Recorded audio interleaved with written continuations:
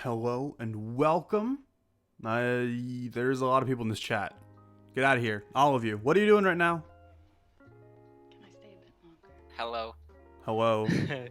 Introduce thyselves. Hello. And then bounce out. This is gonna be the pod intro. What's up, guys? What's up, y'all? I'm Eagles. We'll be back later.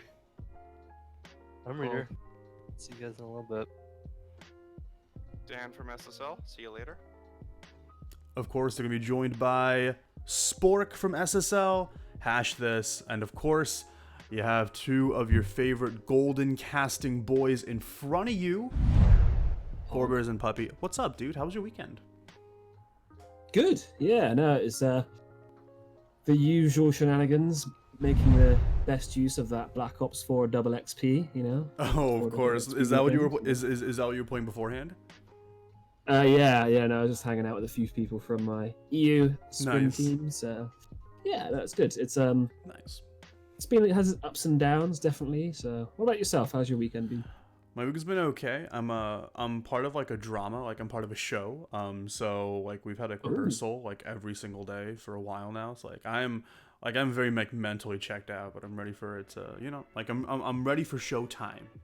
Much like What this you, what you- podcast, I'm ready for showtime. Oh, it's like it's like an Indian thing. It's no one's gonna know it. Like a Bollywood type thing? No. It's like a South Indian like folktale that like we're reenacting, but exact. I'll put it on the podcast in 2 weeks. No. Wouldn't that be something? Do it. In any case, hey, it's been much like how it's been an eventful week for both yourself and me. It's also been an eventful week for a lot of the people, a lot of the teams over in Overwatch. Pretenders, the patch dropped. It's alive now. And before we get into that, I do want to go over a couple of results. So let's kind of just get straight into it. Let's start off with lower division first. Swooshy intro. Come on in. Welcome back. We're in the middle of week 6. Right off the bat, you might see that Night Ops Academy just took 2 series, 3-2, and then 3-1 over Lightbringer's Legacy. So congratulations to them. Fun fact, they actually played a double block of scrims, just back to back. So they were just in there for 9 games. They're like, all right, we're done with this one. Okay, time to go to the next one. It's good stamina. It's ridiculous. I appreciate that. I wanted to ask Hash, and I want to ask you about this specifically. Like, as someone who you coach 2 EU teams, correct, Puppy? Oh, me? Sorry. Yes. Yeah. Sorry. Okay. I thought you were saying to Hash, and I was No. You coach Yeah, coach me, yes. two EU teams. Do you ever get burnt out like on Overwatch? Like, I feel like Yeah, of course you just like, isn't that and you're part of Overwatch Pretenders? Is there not a lot of like, is there? That's a lot of Overwatch in a week, my guy. Yeah. I don't know what to tell you. It is, yeah. I think I struggle to.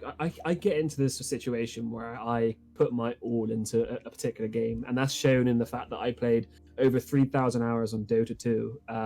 I can grind the shit out of a game for a while. I get burnt out on the day, but then the next day I can get up and want to play again. So Are you a big fan of auto yeah. chess, or like, my bad, Underworld, like the new Dota 2 game mode? Have you played it at all? yeah, do you know what? I haven't actually played it yet. I don't play much Dota anymore, but I've heard that actually it's really good. So Yeah. I might have to get back on it. Who knows? Fair Especially enough. since TI's coming around. But anyway. Yeah. it's Oh, Dota, the yeah. international. That's in It's a way for Seattle Overwatch. too.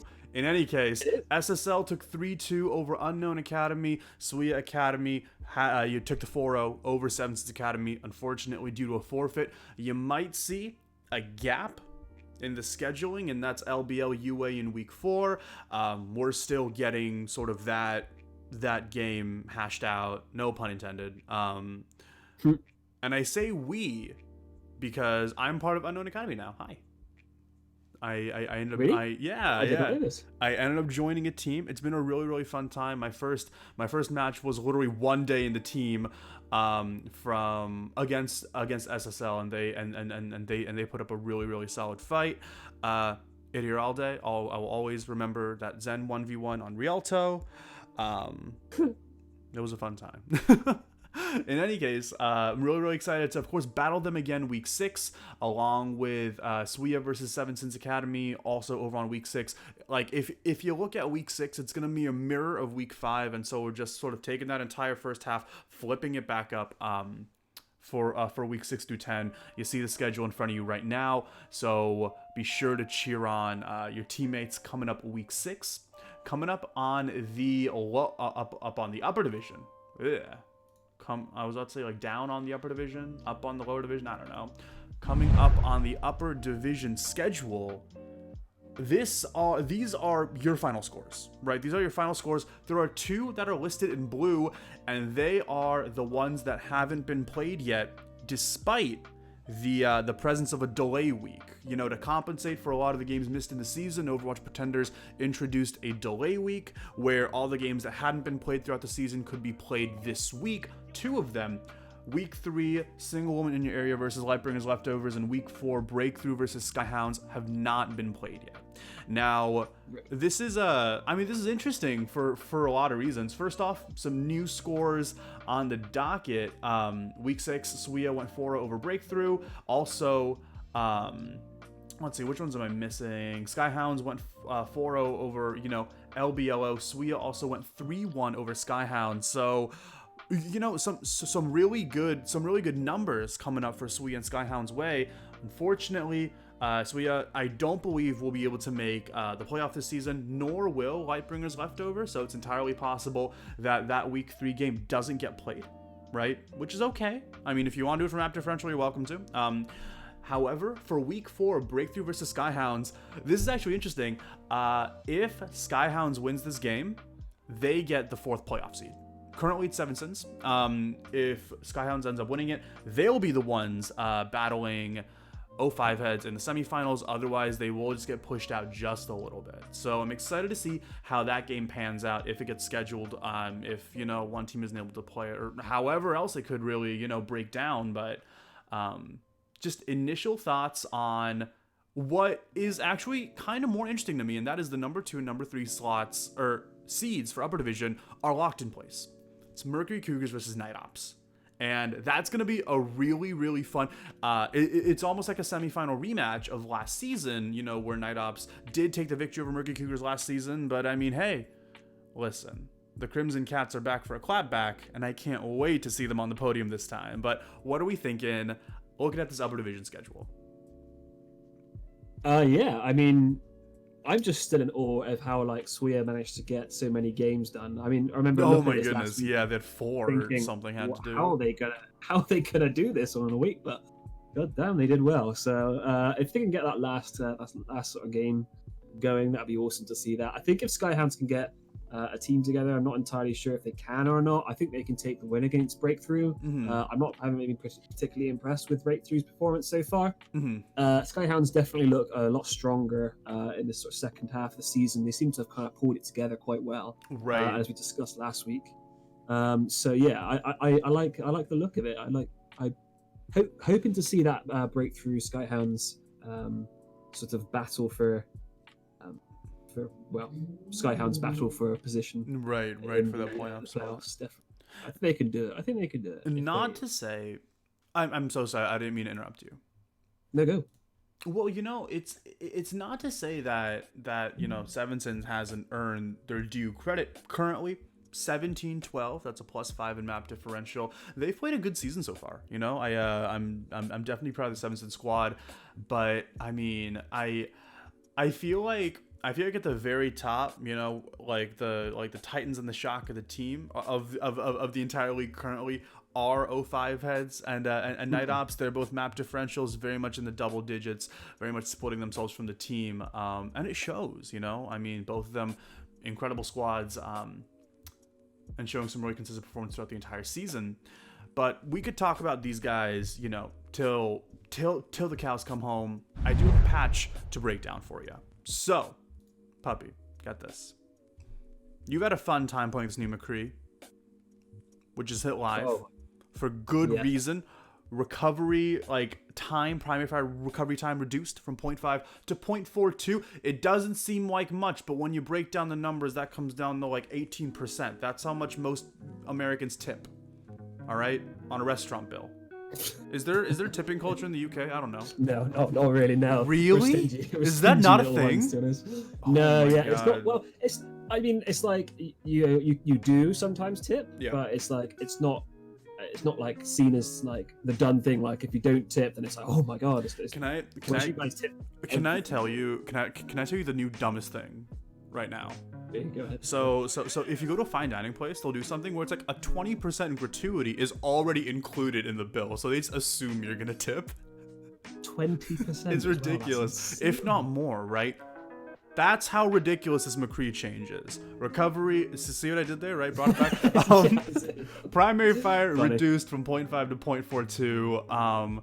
Oh my goodness. Tracer's dead from the meta. What are you doing, Overwatch? How could you just demolish your Poster girl. your post girl? That's what I was looking for. I'm like hoster girl? Poster girl like this. Diva defense matrix, obviously those visual changes reduced from 15 to 10.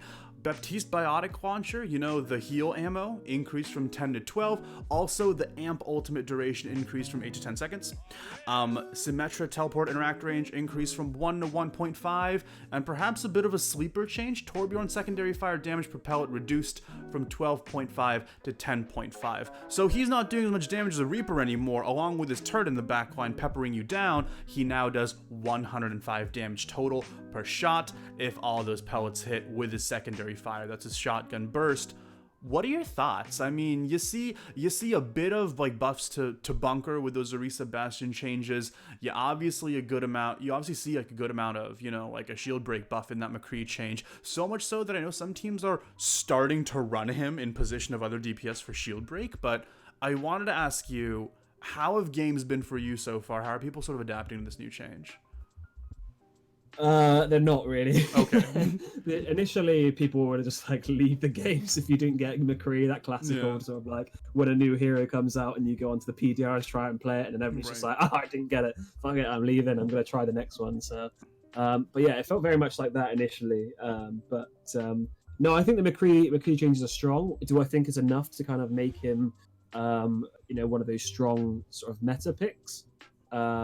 I still struggle a bit. His ultimate's still really underwhelming. I think that kind of needs a complete rework. Like, I don't know, like let him sort of jump high, really high, like a sort of Farah rocket boost or something when he ults. I don't know. I don't know how they would change that to make it better, but he definitely still feels a bit underwhelming overall. But nonetheless, like he's a bit of a pub stomper.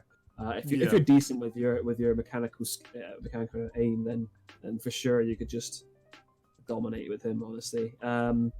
As for the rest of the changes, I think the Orisa change is really good. I don't think people understand how to utilize Orisa in the best way. People don't understand the kind of like the term of like rotation very well, and people don't understand the terms of like sort of playing kiting and playing at a distance with utilizing her abilities to the best that you can. So I think it'd be good to see Orisa more in the meta, but I'd like to see people play her properly. Okay, and is a big amount of that like shield management? Like, is the idea that like you put down your shield and then as your shield's coming out, like you end up like fortifying, stepping like a little bit forward, and then sort of like putting down shield again as you're reloading? Like, is there sort of this like rhythm that you're supposed to get with Orisa, or is it more as needed? I think it kind of depends on the comp that you're running it against. So if you're running it against something like a Ryan Zaya, they want to play in your face. If they've got a Lucio, they're going to get on top of you very, very quickly. And Orisa doesn't do well up close. She wants to play from afar. She wants to kite. She wants to use her halt to be able to kind of prevent them from getting on top of her, and it kind of kite them back to a point where actually she can hold a position, in a strong sense. Because with the changes to Diva, we're actually seeing Hog probably played a little bit more because he has a lot of utility that he can use to basically sort of thrive a bit more in this meta, with Orisa sort of coming along as well. Right. So, and they do well from playing from afar, obviously, and getting the picks with the Hog, with the whole hook combos and everything like that. So I think it's less shield management is obviously a part of it, and running a Diva alongside it, there's that shield management as well. And if you're running bunker, very much shield management. But I think it's more the idea of out-rotating your opponents. We see it a lot in OWL when they play on Orisa well. Sorry, Orisa. I say Orisa well because it's They very much love playing Grissom on well. Ilios. Yeah. And you see it a lot when they're playing against like these dive compositions, or like a floats or something like that. The Orisa, the team with the Orisa is constantly just rotating to the opposite side of the point, Right. so that the dive tanks has to utilize their abilities to get in, and they haven't got anything to then get out. They can burst them down. So yeah, interesting, definitely. I am particularly very, very happy with like the Baptiste changes. I feel like the 10 to 12, I feel like I was reloading like a little too much there. You know, it's like damage mitigation, I feel it's always useful. And even though he has that in these wonderful, wonderful tools in invulnerability field, which Spidey, one of our admins, states is one of the stupidest abilities ever. Let me know if you agree or not. I've really liked, it's made him feel a lot more consistent, because something I like to do is that sort of like when I'm not healing, like you're either healing or you're shooting at any given time, right? So I found that like the timings of like wanting to reload my damage shots and my heal shots, like they're starting to line up a bit more, and it's felt better. Baptiste has felt better. It's gonna be interesting to see what happens over the next sort of couple of months, especially when he comes into sort of professional players and these changes come into professional play, to see how much more time he's going to get and how they utilize him, because I don't think we've really seen the full potential of Baptiste yet. I think his ability to sort of use his rocket boost thruster things, or whatever they're called, to jump up in the air, you don't really get a lot of time to kind of utilize that to sort of get onto high ground and get into better positions. So I know I don't. I'm always thinking, I could have like jumped up there or something. But with a bunker comp, you don't really need to do that because you're holding the one particular space. It doesn't really have that much of an effect at the moment. So I'm interested to see what changes it's going to make to stuff like. Did you ever?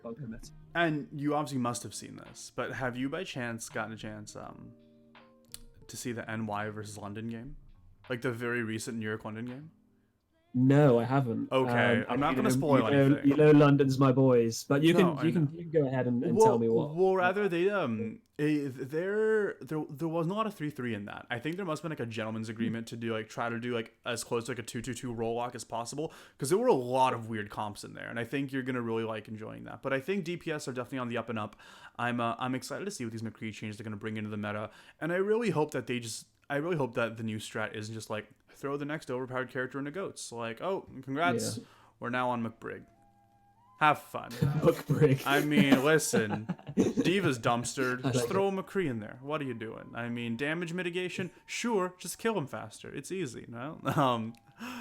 McBrig sounds like a terrible, terrible sandwich from McDonald's. I mean, didn't you have some yesterday?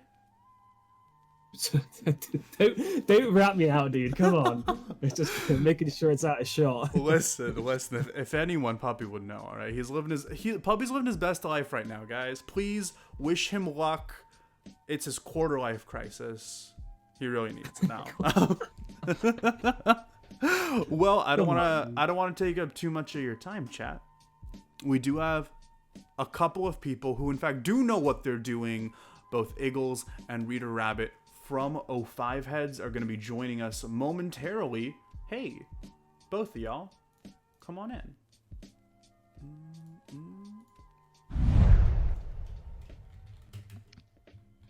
Hello and welcome. While I get all this stuff sort of sorted out, do you want to quickly introduce yourselves, you two?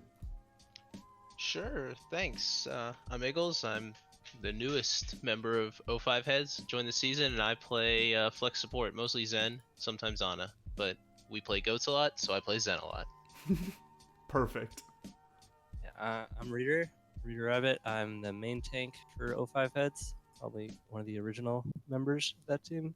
Yeah. Been playing Ryan and Winston since the beginning, and that's kind of it.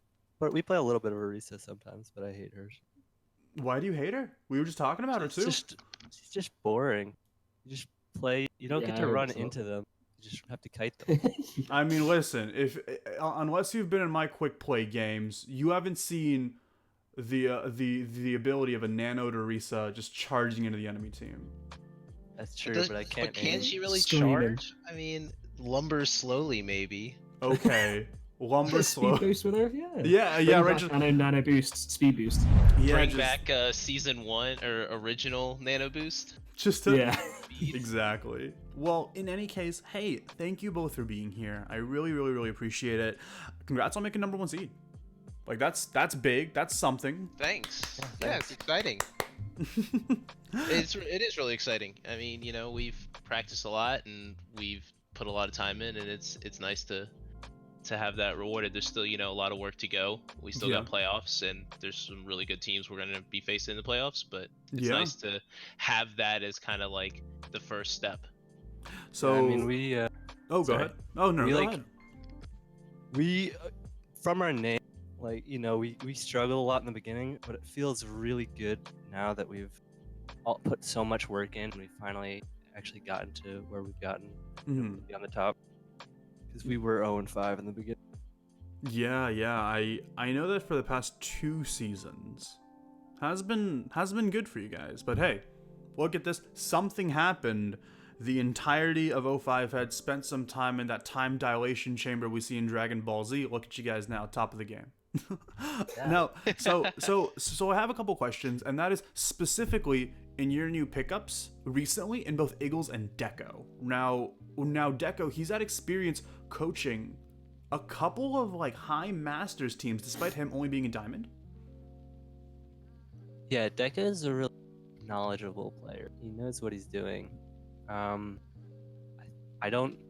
guess what's probably holding him back is mechanics. I don't really. But he's kind of joining to like substitute Scribble, because Scribble is not able to make playoffs. But he's really meshing well with the team already. So I think we're gonna do great with him too. Yeah. He played in your last game, in your week 7 game. Is that not right? Or has he played an official game yet? Maybe. I don't think Maybe, so. maybe not. Well, in any case, I'm excited to see sort of, you know, what he brings to the table come playoffs. I wanted to ask specifically about sort of like the scouting, I guess, like process of O5 heads. Like how is it just all Hash and his 10,000 IQ brain, or is it sort of like a team effort, like everyone goes out, tries to sort of like scout different people and really, you know, try to like roast the hell out of them before accepting them on the team? Like, what is... Okay, like suppose I want to get on O5 heads, what would my experience be like? It's mostly Hash. He finds people that he thinks are going to be a good fit, and then we try them out and we see how we like them. It's pretty standard, I think. It's mostly Hash. It's mostly Hash? Okay. Yeah, Hash reached out to me and was like, hey, you looking to join a team? And I was like, yeah, sure, it sounds fun. So I played some tryouts, and then I guess they talked. I don't know. I'm kind of like on the other side of that scouting Yeah. look. But I knew Hash, a friend of mine, and him play on another team, so he just came to me. So it seemed, from what I've seen, it's pretty much Hash. And then everyone, I guess, you know, talks about if I didn't throw too badly in the scrim, I guess we can let me play. Yeah. Modest. No, that's fair. I want to talk specifically about the Baptiste changes, and I want to sort of like field this over to Eagles. Eagles, you play Baptiste for O5 heads. When we do, we don't play a ton of bunker. We play bunker every now and then, but when we do, I do play Baptiste. And how are you feeling about these changes? So, I like them. I'm interested to see how much of an impact they have. I mean, the ammo management is kind of a quality of life thing, right? He just needed that little bit of extra sustain to be able to keep dropping some heal grenades. So that's just nice in general. I don't think it's going to be game changing.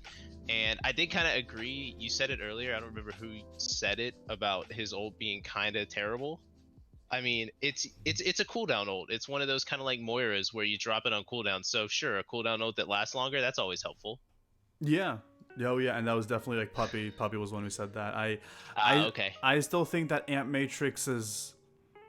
I mean, never mind. It's pretty bad. However, I mean, it would be a cool ult if it was like maybe for a DPS hero or something, but you know, DPS heroes kind of synergizing with others hero ults doesn't really make sense in terms of a DPS ult, right? They usually kind of focus on themselves, but for a support ult, it's kind of, especially on ladder, it's almost a throw because you really need a defensive ult and Right. something else, and Baptiste is kind of played on ladder as an off hero almost. Yeah. Off support, I mean, and Mhm. so it's kind of a throw without that defensive ult. So I don't know. I don't like it as a support ult. I like the idea behind it, but it's just kind of there. Yeah. No, that's I fair. think honestly, it's best utilized at the moment as a amplification for your own healing rather than Yep. kind of Which is bugged currently, That's by the the way. only- Like Yeah, that doesn't it does work. not work. Oh, really? Yeah. Does it not? Currently, it's bugged. I believe. I didn't know yeah. that. But yeah, that's usually when I throw it down, it's you more often than not it's to get my own healing up so I can try and maybe that's why it's not working as well as I thought it should be. Since it's bugged apparently.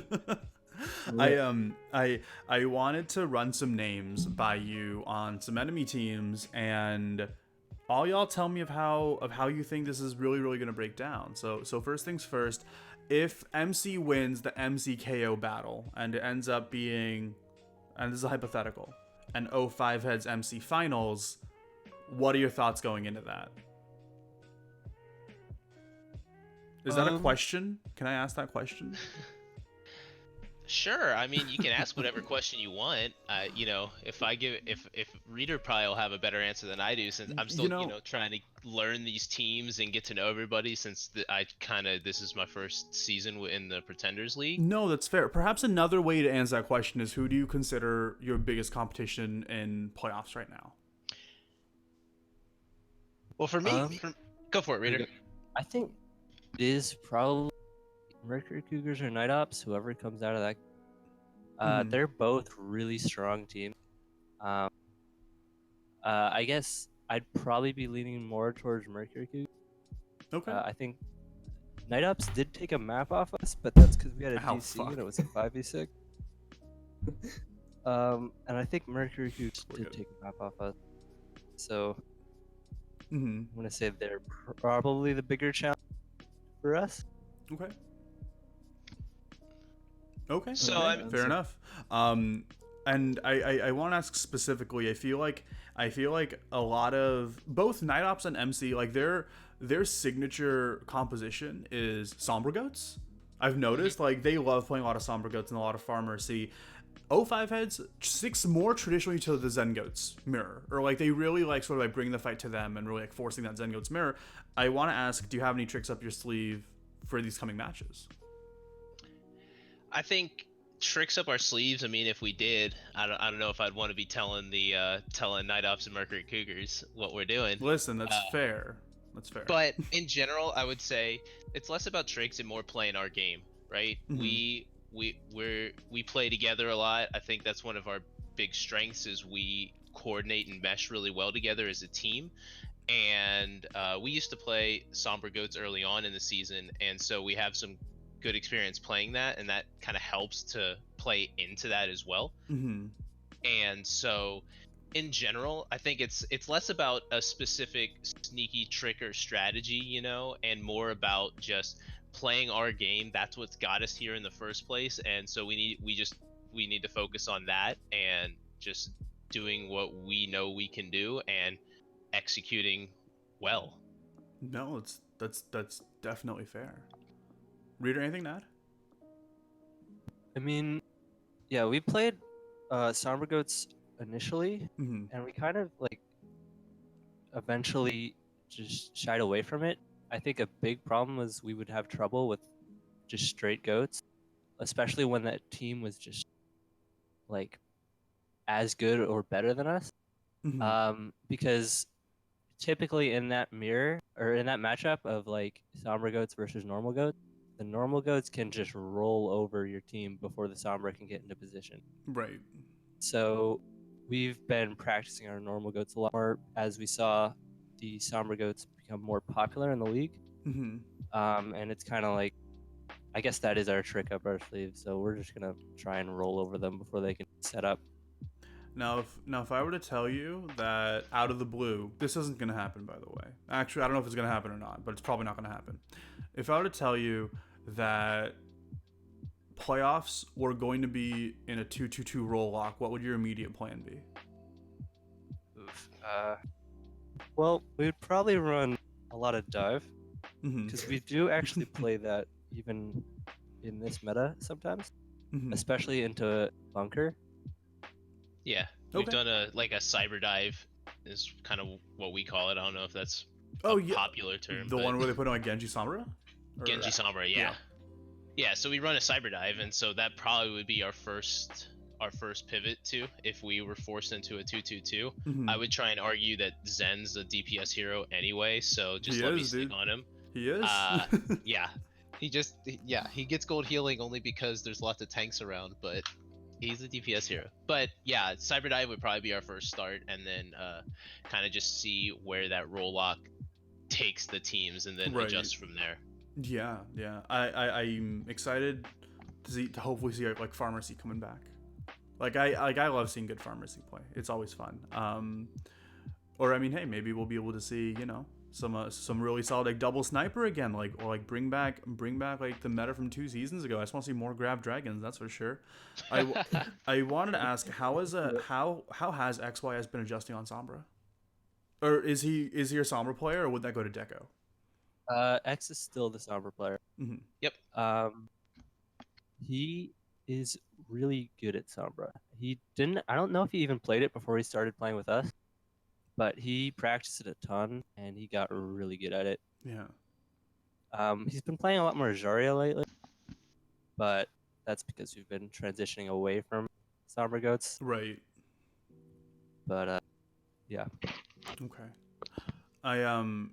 I have a suggestion for you.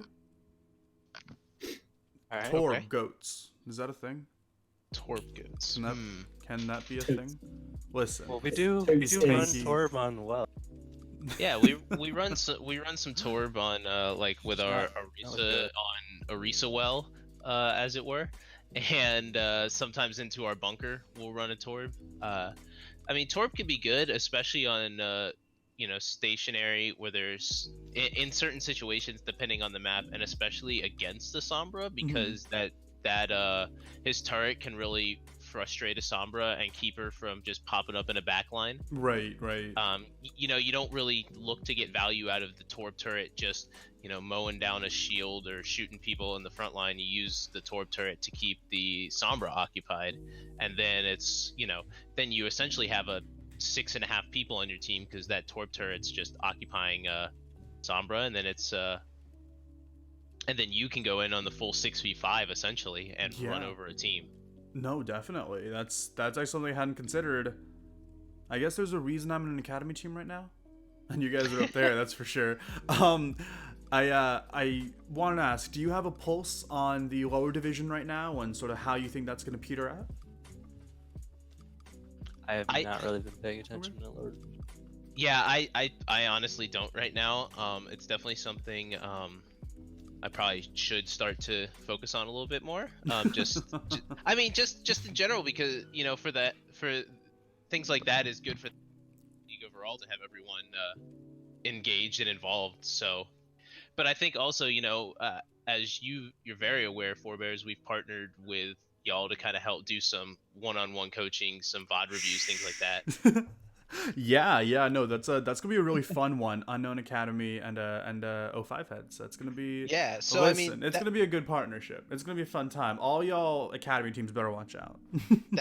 And I like coaching. I just don't have the time for it. But I think that'll help get a better pulse on the lower division.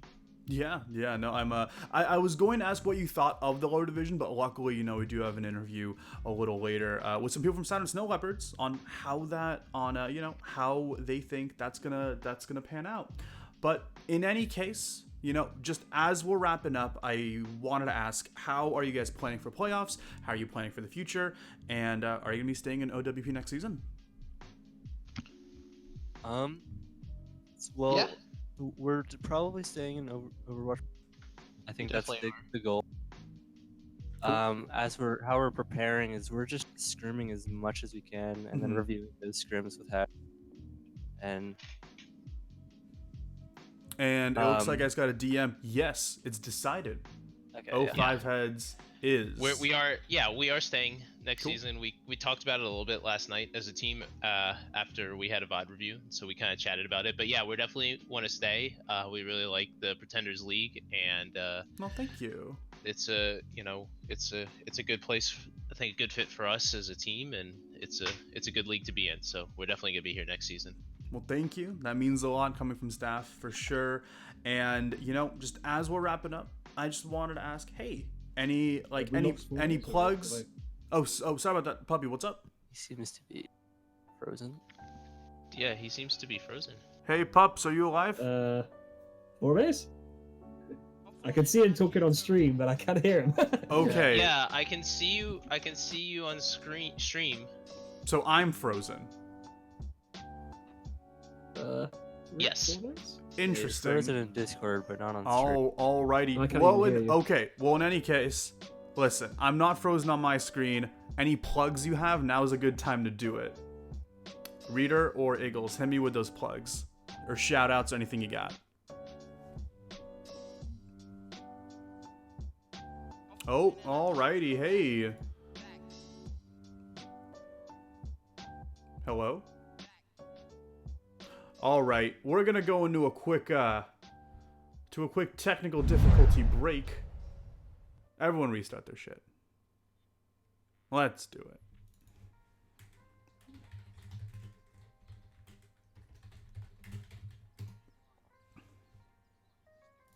Okay. Well, in any case, be sure to cheer on, I suppose, O5 Heads for their future game up against whoever the number 4 seed is. It could be either Seven Sins, it could be either Skyhounds, depending on how that breakthrough game goes. Alrighty. Interesting. I am not having any connectivity issues. I really hope y'all aren't having any connectivity issues. Sombra at it again. Oh, matey, yeah, you're right.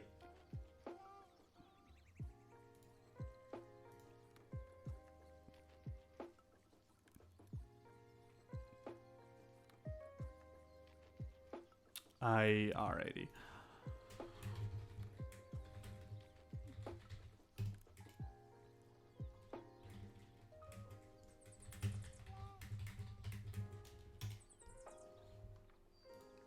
In any case, hey, how are you guys? As I'm restarting Discord, how are all of you?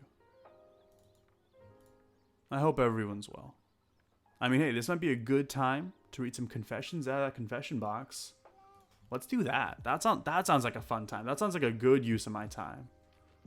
Doing some confession box stuff. If you haven't hit up a confession box link, I mean, what are you doing?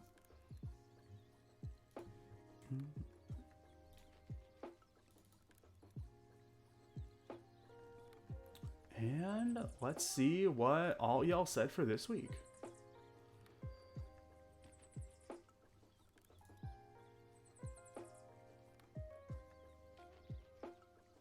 Who are going to be the playoff teams for lower and upper?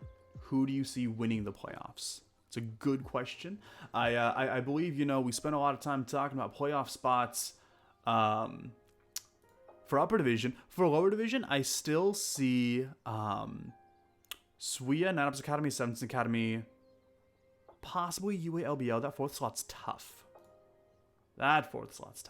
Let me hop back in. Okay. Pog. Hello. Hey. Hello. Great. Welcome back. We still have Reader and Eagles. Real quick, guys, before, and I'm just going to keep the intermission screen up because I can. Shoutouts. Now's a good time to do them. Hit me with them. Add me on Overwatch. We'll play some games. I need friends. Yeah, I'm always down for that. Solid. Yeah, I don't... I'll type my Battle.net in chat because it's numbers. Perfect. Whoa. Okay. Perfect. Thank you for the highlight pack. I'll be sure to put that on. Great. All right. Eagles, hit me with the battle tag. It's Eagles 11411. It's pretty easy. Great. That's capital I in Eagles, IGGLES. Number 11411. Reader, any shout outs? Now's a good time to do it. Reader Rabbit number 138. 138. 1384. 138. Great. Alrighty. Well, in any case, hey, thank you so much for being here. I really, really, really, really, really appreciate it, and good luck to you. Thanks. All right, get out of here. Yeah. See ya. Skedaddle. Skedaddle. Well, once again, that was both Reed Rabbit and Eagles from O5 Heads. This animation screen's still up, and I know. But that's because we're just bringing in our next interviewees, and these are Dan and Spork, or RyanOS, 99 or whatever you call him. Come on in.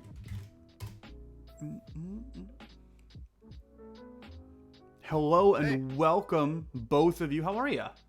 Good. Good. And just while I'm getting everything set up, do you want to quickly introduce yourselves?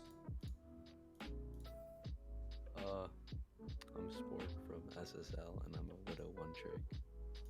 I'm Dan from SSL, and I'm one of our 2 main tanks. Cool. And as once again, I'm just getting everything set up. I mean, congratulations. Recent win over Unknown Academy. How we feeling? We're feeling good. It was a hard-fought fight. Props to you guys for not making it easy. And we I don't know, with the help of our coaches, we're just improving all the way up the ladder. Hey, I mean, that's always sort of like a positive mindset to take. Could you walk me through how that game, just give me like a map by map, how everyone was like feeling, just going through it. We were starting off pretty high with Hollywood. It's always nice to be able to break the bunker. A little bit of tilt set in on Ilios, just because remember that point at which both Zens decided to have a rather large fingers. But we regrouped for maps, the following maps, and just Rialto was close. Rialto yeah. had So a couple of loops. So for those who didn't watch the map, unfortunately it wasn't streamed. It did go to a map 5. It was 1-1 on Oasis, and then we're over on Oasis University and just Silence and the Leopards with some really, really solid ult rotations. You guys were able to win, and it was a very, very close series. I wanted to ask, how's the season been for you? I feel like when people think of Silence and the Leopards, unfortunately, I think there might have been this early stigma just due to just early on in the season. You guys, I think, lost your first 2 games, is it? But then you're able to bounce back. How has the season been for you overall? We've always thought of ourselves as sports anime. Sports anime, okay. Where we just we start slow and we're losing a few things, but. Then we learn and improve, and through the power of friendship, all right, we make it to the final. Exactly. I think we've been making this reference for a long time. I think currently you guys are number 4 in standings. I don't understand that, because we seem to be in the order of the standings, we are 4th, but we seem to have a better record than 7 Sins. So. It's just by 7 Sins, do you mean your upper division team? No, the lower one. All of 7 Sins. Hey, let's take a look. OverwatchPretenders.com/LD-standings. If you want to follow along, Silence and the Leopards currently sitting at a 2-3, with a map differential of -2. I mean, that sounds right. Right. Did that need to be updated? -2. No, it's the same. -7. I do. Because they played one more match, maybe. I do see that, and I don't know about that, because then Night Ops Academy, that isn't updated. Never mind, don't look at that. That's not updated. That will be updated soon. Well, I'm just gonna leave it at that. Can they bring out like a dark view for me, please? Because this it burns my eyes every time I try to open it. Where exactly? Where's my dark theme for Overwatch Pretenders? The website. But hey, I want to ask first off, how did both of you get involved in Overwatch Pretenders? How's it been treating you so far? Just what's the team like? So I first got in, I was playing like Jane Pugs, Yeah. and some guy was like Overwatch, like just talking about Overwatch pretenders, and they're talking about how they're on a team. I'm like, oh, I wonder what that is. And so like I joined. It was like the middle or like the end of last season, Mm-hmm. and like I started like getting on a team, and I first was on 7SA, Yeah. and like quite recently I swapped to SSL. Can I ask why you swapped?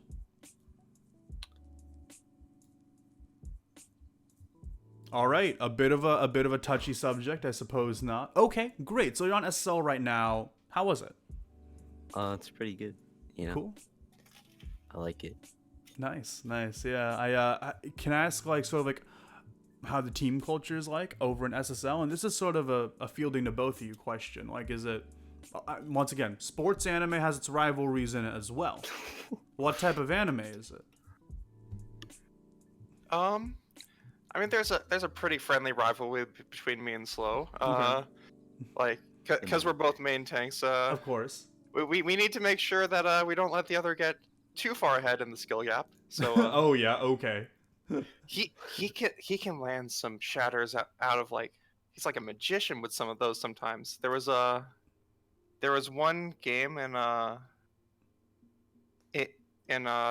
Route 66 where he had landed 4 different shatters just on one fight on a third Wow. point. Was that So- from yesterday? That wasn't yesterday. I forget if it was a match or a scrim or when it was, but just Monster. we try to keep it a good balance of like friendly and just That is making sure that we're not letting the mistakes just oh yeah, that's fine. Herbs will definitely let us know where we can improve, but we Yeah. we make a point not to be toxic.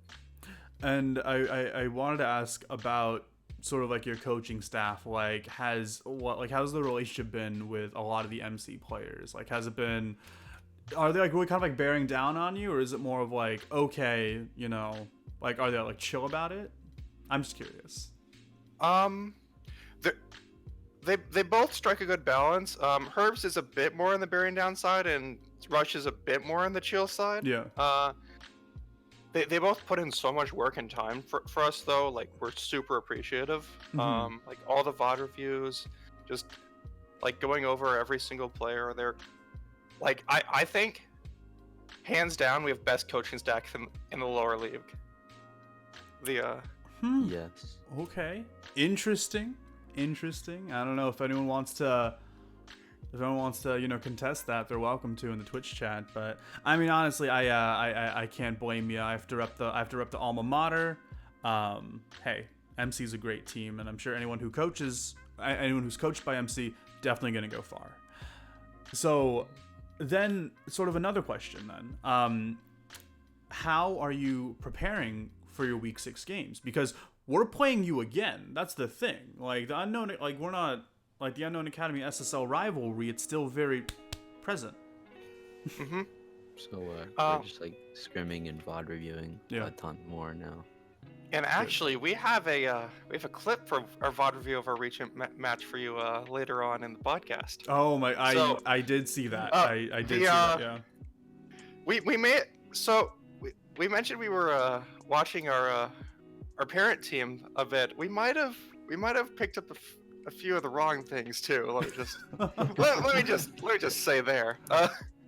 Great, great. Especially our Devo player. So, But, Wait, I don't think that's in the clip. and just be sure to DM me the timestamp of which you want me to play it. Yeah.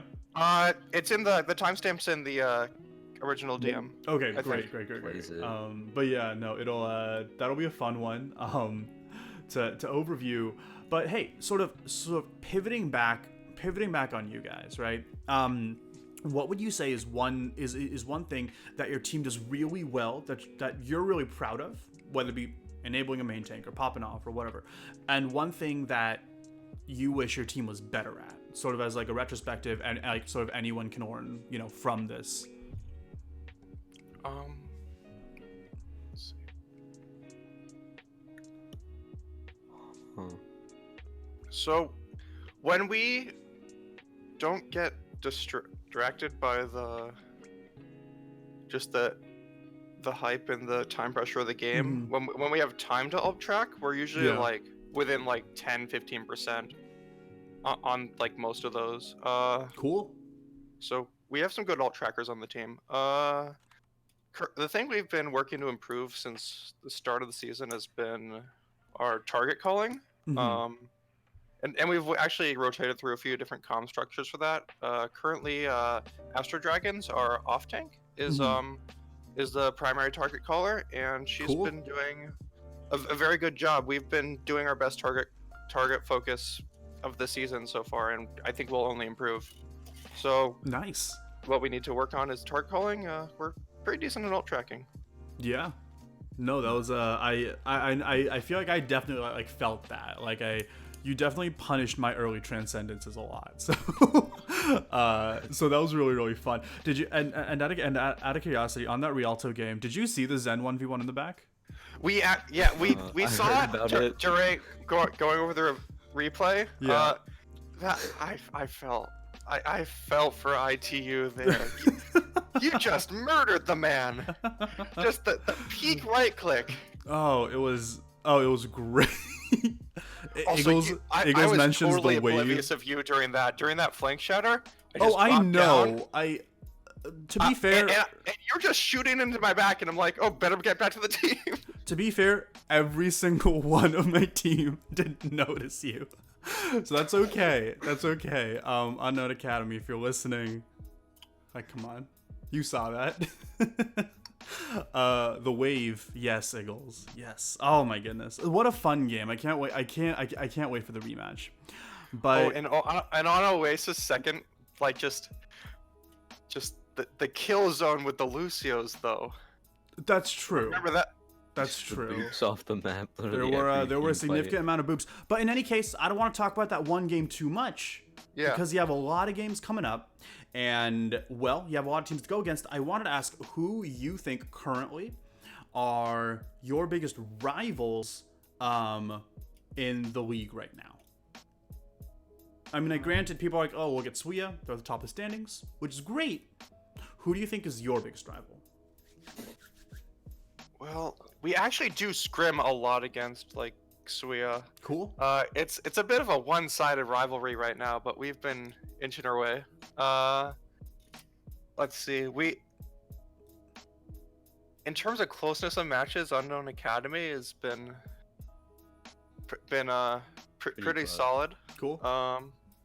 Let's scrim sometime. Spark, what do you think? We should. Yeah, Just- let's do it. Always the schedule is always the biggest rival. Honestly, you Yes. are not wrong. Mac and cheese Suya is top, I believe. But yeah. So I think my last question is what one piece of advice would you give to anyone wanting to join Overwatch Pretenders right now? Just join 3-head. Lightbringer's Legacy is always looking for players. I mean, hey, there you go, So is right? UA. Hey, actually, I did have another question. And that's how's the new patch affecting you guys? It hasn't too much so far. We need to be on the look for any McCree cheese. We've been pretty happy with the Arisa change in terms of just, oh my god, we don't have to worry about that anymore. Yeah. And Okay. but in terms of actual game plan, I don't think we've made too many adjustments so far. Yeah, it's like mostly the same. Taken on stride. All right. And correction, currently Night Ops Academy is 6-0. So they are currently, taking the leaderboard by storm. Thank you for that. Thank you for that correction. And I, I'm out of questions. I'm just really, really grateful that both of you are here, and everyone's super gracious, and you didn't rub in your victory on my own podcast. That was the big thing. Oh no, it was super hard fought. Like there are moments where you guys could have taken the match. Oh Like- yeah, we our coach definitely let us know about that. Tranquil. Oh no, that's right. Well, we're super looking for the rematch then. Yeah, it'll be a fun time. Puppy, any closing comments? No, best of luck in the future, guys. Alrighty. And before I let you guys go, hit me with those plugs. Anything you want to plug? Twitch, Twitter, Discord, your cat farm up in Ohio. Now's a good time to do it. You know, just yesterday we started something new. And we apparently sometimes do Jackbox TV parties over at the SSL channel. Yeah, we Got needed a a few bit of ringers trouble for last pinging night. the ringers, but we needed ringers for our Jackbox scrim, but but whoever always needs fun it, times make sure there. to come down. All right. Sounds good. Thank you both for being here. Be sure to check out SSL versus UA coming up on week 6. They also have phenomenal party nights. Get an invite to the SSL Discord server if you haven't yet. It's always a fun time there. Lots of memes, lots of laughter, lots of love. Thanks so much for being here. Sure thing. Bye. Cheers, guys. Once again, that was Dan the Man, as well as Rhino S99 or Spork, depending on, what you like to call them by, from Silent Snow Leopards celebrating their first victory from a non-forfeit match over Unknown Academy. We're just going to get straight into it. Hey, Hash. Hey, I wish you're listening. I hope you're listening. Come on in. We have a map, or we have a Night Ops versus American Cougars match to dissect, and who better to do this than the 10,000 IQ coach of O5 Heads himself, Hash this. Welcome back to the show. Thank you. It's great to be here again. Yeah, we're really, really happy to have you. We got a lot of good feedback last time you were on when you took, the minutiae of that Seven Sins Academy, Night Ops Academy game and really just tore both of these teams apart. And I'm ready to see this happen a second time, especially because American Cougars and Night Ops Academy are going to be doing this again, right? Yes. In the semifinals. And as soon as you're ready to share your screen, I'll take us off the intermission screen. Okay, sounds good. Let me just get that up. Yeah. And while you are, I want to get your thoughts on this match specifically. Just overall. So I think there's a couple of interesting things about this match. So both of these teams are Sombra Goats teams, which is kind of weird because the Sombra Goats mirror plays out kind of interestingly because normally when you have Sombra Goats play against Goats, one team is racing towards EMP and the other team is trying to engage away. So like engage when the other team doesn't have EMP. But Right. Sombra Goats changes that because both teams are racing towards EMP. Both teams might want to play like a little passive so that they can get EMP faster. Right. Or like, you're going to see the team that has the better Sombra, the team that's getting alt charge faster, they're likely going to come out on top. Right. And then like the other way to play the Sombra Goats mirror is to just play it like normal Goats, but with your Sombra, which is kind of weird too, where you just kind of rush in because both teams are running Sombras, so you're not at a disadvantage like you would be against normal Goats. But at that point, you might as well just switch and play normal Goats, unless you're really bad at normal Goats for whatever reason. So is it kind of like one team is playing one style and another team is playing another style, or do we see sort of like a very, very like complacent mirror between the two? We see both teams like I think play incorrectly. They play like somewhere in the middle. Yeah. Which is kind of weird, but not too surprising. And I think the other thing is, I'm pretty sure with both, from what I saw, both Sari and Chat are the better Zaryas. So when they put Herbs on Zarya, or whoever, I don't think Herbs actually plays Zarya. I think it's Mercury Cougar's other DPS who plays Zarya, or Moose on Zarya. To me, it looks like they're playing with the inferior Zaryas in. So I think that's kind of like an effect of why they're better at Sombra Goats. And I think when we played Suia, O5 Heads, we kind of saw that where they had their whoever hit GM on their team was playing Zarya instead of Diva, and all of a sudden Pichu was playing Zarya instead of Constanza, and now Pichu hit GM, so his tracking's pretty good. And for the first time, our Lucio was able to get punished because someone could actually track. And I think that's why they like playing their DPS comps as well, because they just get the better Zarya. I don't know. If I were their coach, I would suggest maybe trying Constanza on Diva, so you have that amazing Zarya. But maybe that's just too much shade I just threw. So it's my okay. I inbox. mean, listen, Suya is probably taking feedback through and through. Unfortunately, not able to make it to playoffs. These two teams, Nats versus Mercury Cougars, are, and we're expecting to see these two sort of battle up against each other now. What do you have in this first clip for us? Okay, so this first clip, it's on their first map. And you can is see it that by possible to zoom. maximize it? Yeah, sorry Sweet. about that. No worries. So I think it kind of shows. So first, we talked a little bit about the Sombra Goat's Mirror, but this is an example of I have no idea where Moose is right now. I have actually no idea where either of the Sombras are. So it's basically a 5v5. Correct. Yeah. And so this is like they have a Sombra, but they're not playing like they have a Sombra, and that's what makes it kind of weird. And this doesn't bite them too much in the mirror, but if they're pulling this crap, if they're trying to fight a 5v6 against normal goats, they're gonna have a rough time. I would hope that they adapt. Maybe this is a choice. And the other thing that I think you're gonna see this in 3 of the 4 clips. Night Ops grabs first. We can just talk about this grab right away because it's bad for a couple reasons. Number one, you don't have any combo with it. You don't have a Diva Bomb. You don't have a Dragon or anything else weird. You don't have High Noon.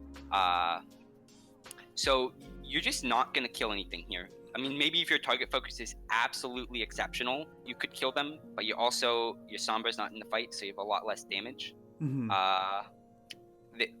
like you're using your resources, so we can see that bubbles being put on to pay off, and I would suspect either chat has bubble or chat just used personal bubble. We can see by this 10-second cooldown. Right. So they just used both their bubble cooldowns for a grab. This grab is pretty far up, so the rest of the team can't really capitalize on it. Right. But like payoff's already there, so he's still swinging for the fences. Yeah. So like payoff, like what this grab does is it builds shatter, and what payoff should you can capitalize on this. If it was a little later in the fight, it would be easier to do, but you could kill Brig or Lucio with your charge, which Payoff is about to try to do, but he misses. The other thing you could do is you could charge Ryan out. Let me get this way, deep into your backline and just kill him. Right. Do the NYXL strat, of course. Yes, but because this graph is all the way up here and it's a little in. Let me change the color because this graph is right here. Payoff has to go all the way around before charging, and I don't know how long this graph has been going on for, but that might not be possible. Right. I don't know what came up to this graph, but there's some other examples of NetUps doing this early graph and it just not paying off for them, and we get to see better why. So important things to keep track of at this point in the fight. Both bubbles are used for team. Chat has used Grav and they have used Transcendence. Both teams have beat. Sorry has Grav. Neither team is close to EMP. And Let Tilt has Trance for Sorry's Grav. So let's see what happens. All right. So we go for Zarya. So here's the thing. And they could have killed Zarya. If this had been called, I'm charging Zarya, Discord had been applied, and chat wasn't out of ammo, they could have killed Zarya. And by Zarya, you mean chat? They could have killed, Sorry. Sorry, forgive me, yeah. Yeah, this could have died. So, this grab it's not the worst. I wouldn't say, I probably would advise maybe grabbing more in the mid fight as opposed to the early fight. But you could kill Zarya right here. But chat is out of ammo. Zarya is not discorded. She might have been bubbled, actually. Forgive me, is that not the Lucio? No, that's Zarya. Sorry for that right there. You can see the shields. That's the Night Ops Lucio you're seeing. Oh god, that's the top of the aura that I'm seeing. My bad, thank you. Yes. If it had been Lucio, he would have died. Yeah, if with Discord and Zarya bubble, with Zarya focus, Sorry probably would have died, which is unfortunate. Okay, So now to prevent, Asari's about to grab. This grab's fine. It prevents, like, I still think it's a little early because the team is still kind of recovering a little bit, but that's okay. I mean, it's not ideal, but it's still okay. Like, I think it might have been better just solo grab, payoff up here instead of the team, and you have more time to kill him. Right. So the grab happens, and then what? Is there like not a lot of follow up here, or is there a lot of follow up from one side versus the other? Or? So this is where things get weird. So tilt trances, which is what you're supposed to do, but payoff hears the trance but doesn't recognize that tilt isn't within range. So payoff dies. If he goes for a fire strike, if he hadn't fire struck, he would have lived. Okay. Also to note, right now, Rush's Harmony Orb is on K-Boogie. This is important. It's about to be important. And K-Boogie is the brig, by the way, right? Yes. Okay. Yes, you can see the brig right there. It's not on Mattier.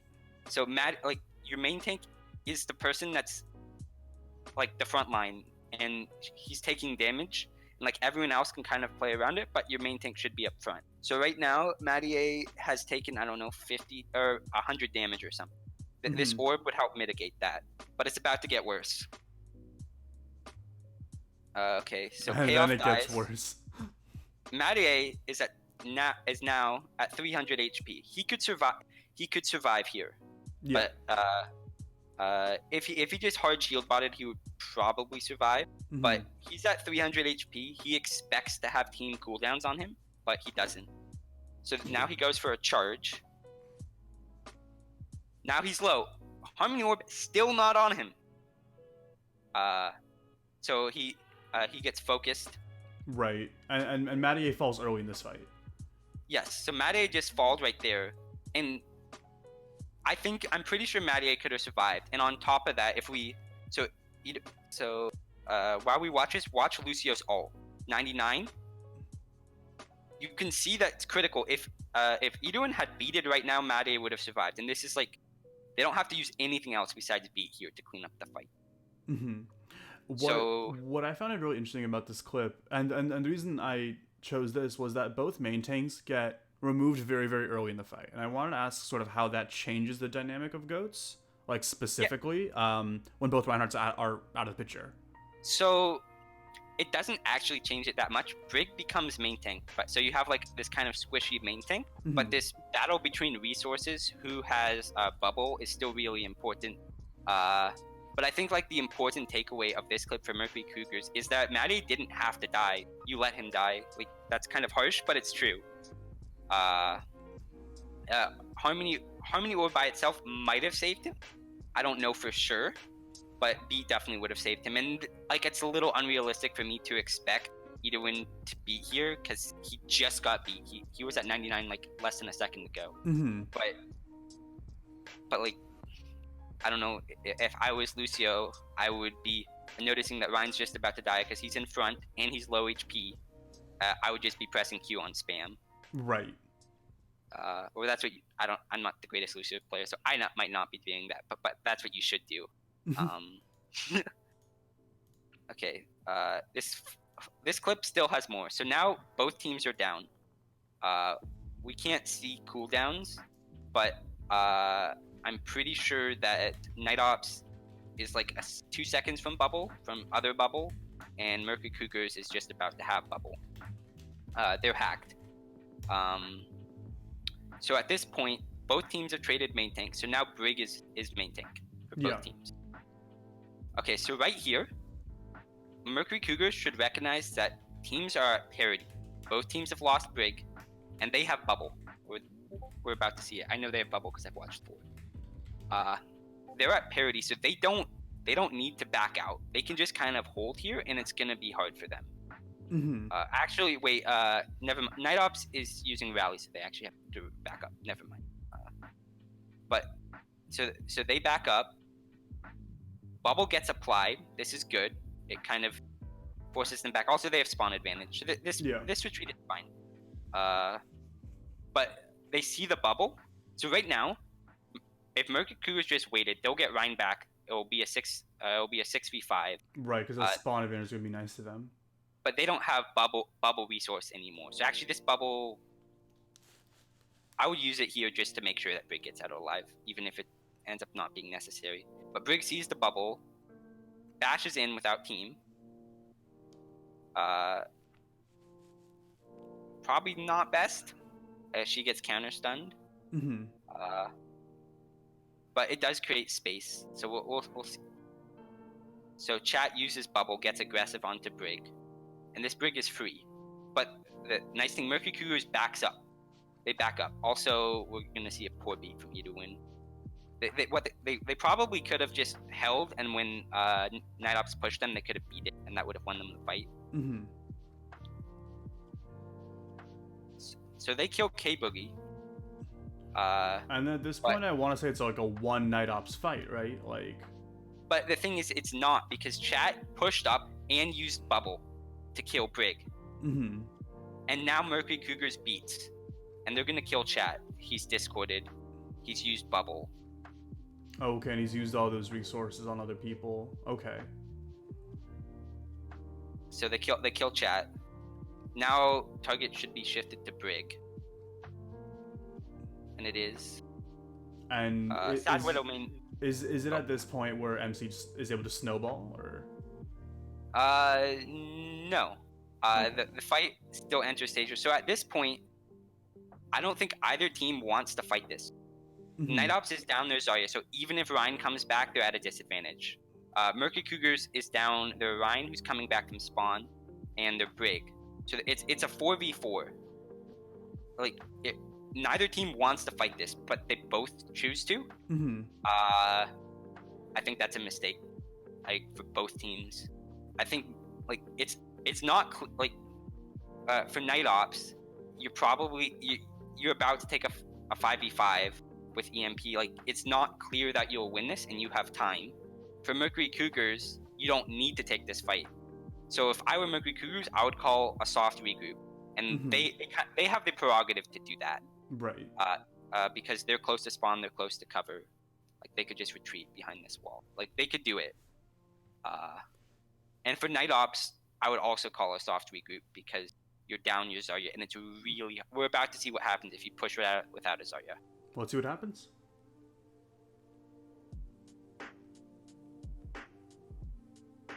So they kill Lucio. So at this point, it's a 3v4 in favor of Night Ops, and Night Ops also committed here.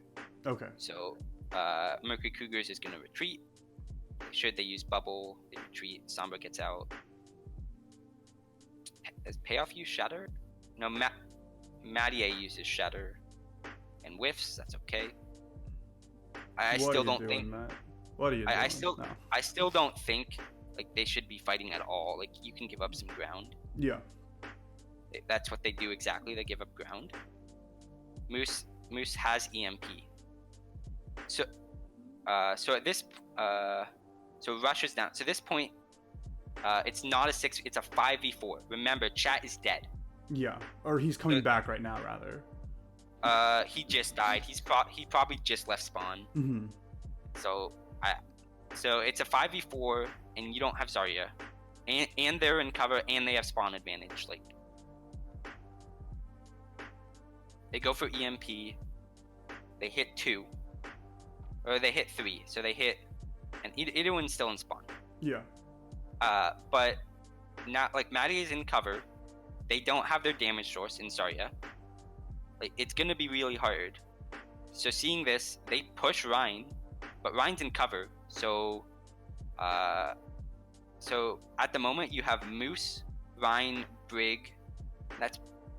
Who's that? That must be Lucio. No idea. You have the source material. Yeah.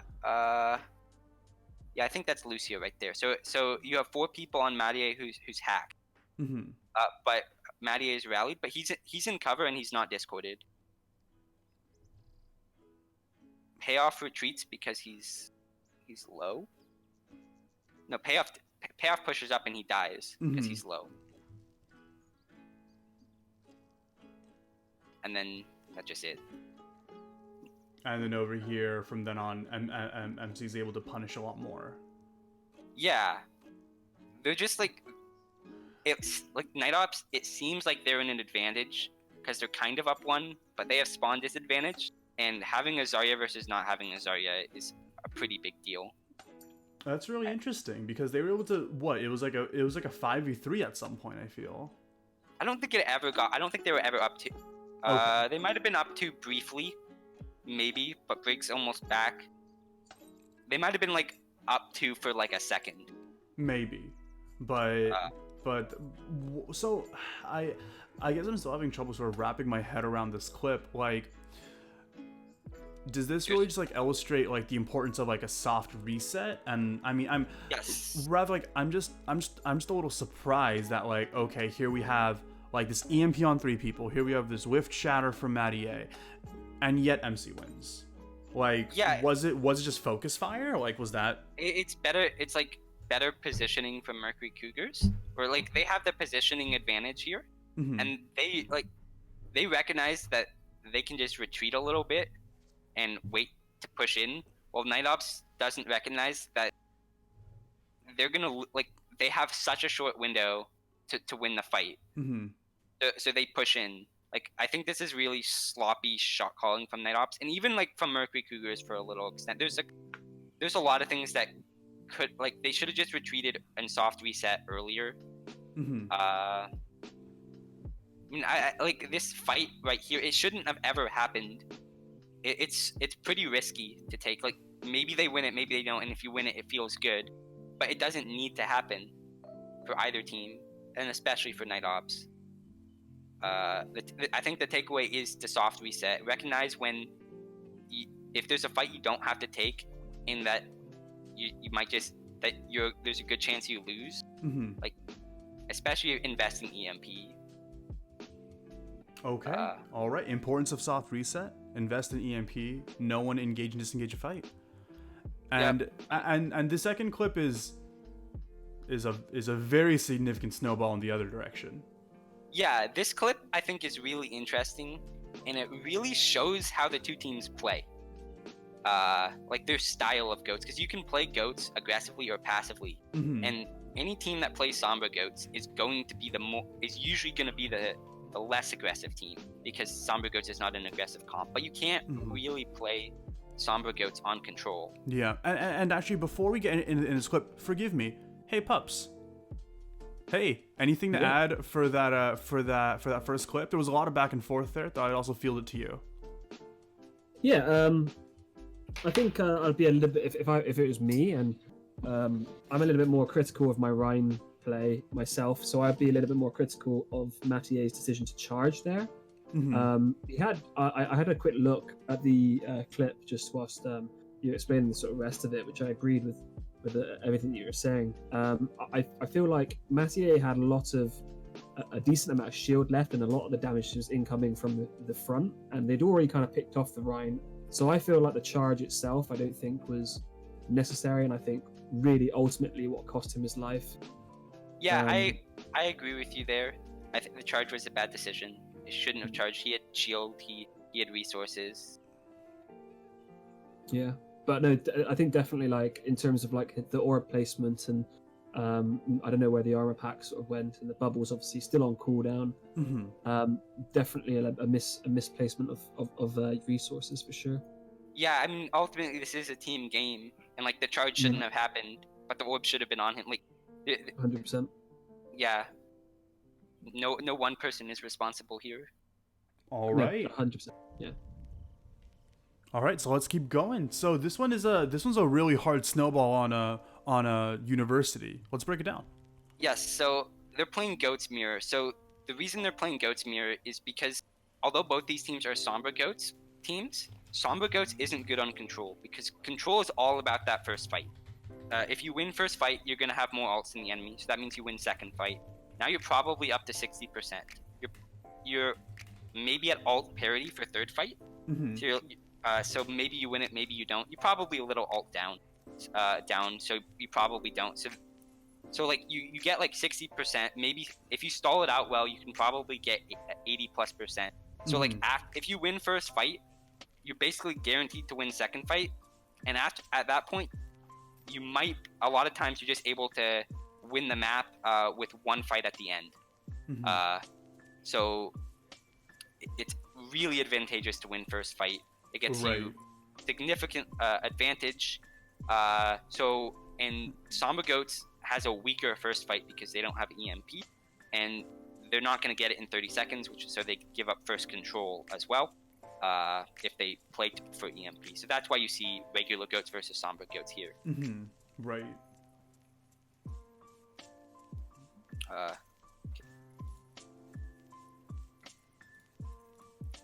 So Mercury Cougars passed the point while Night Ops passed in here. I would rather see the teams go on point, both teams, because if you go in here, you're trapped away from point through a tight choke. Right. And it might be hard to push through that choke and win.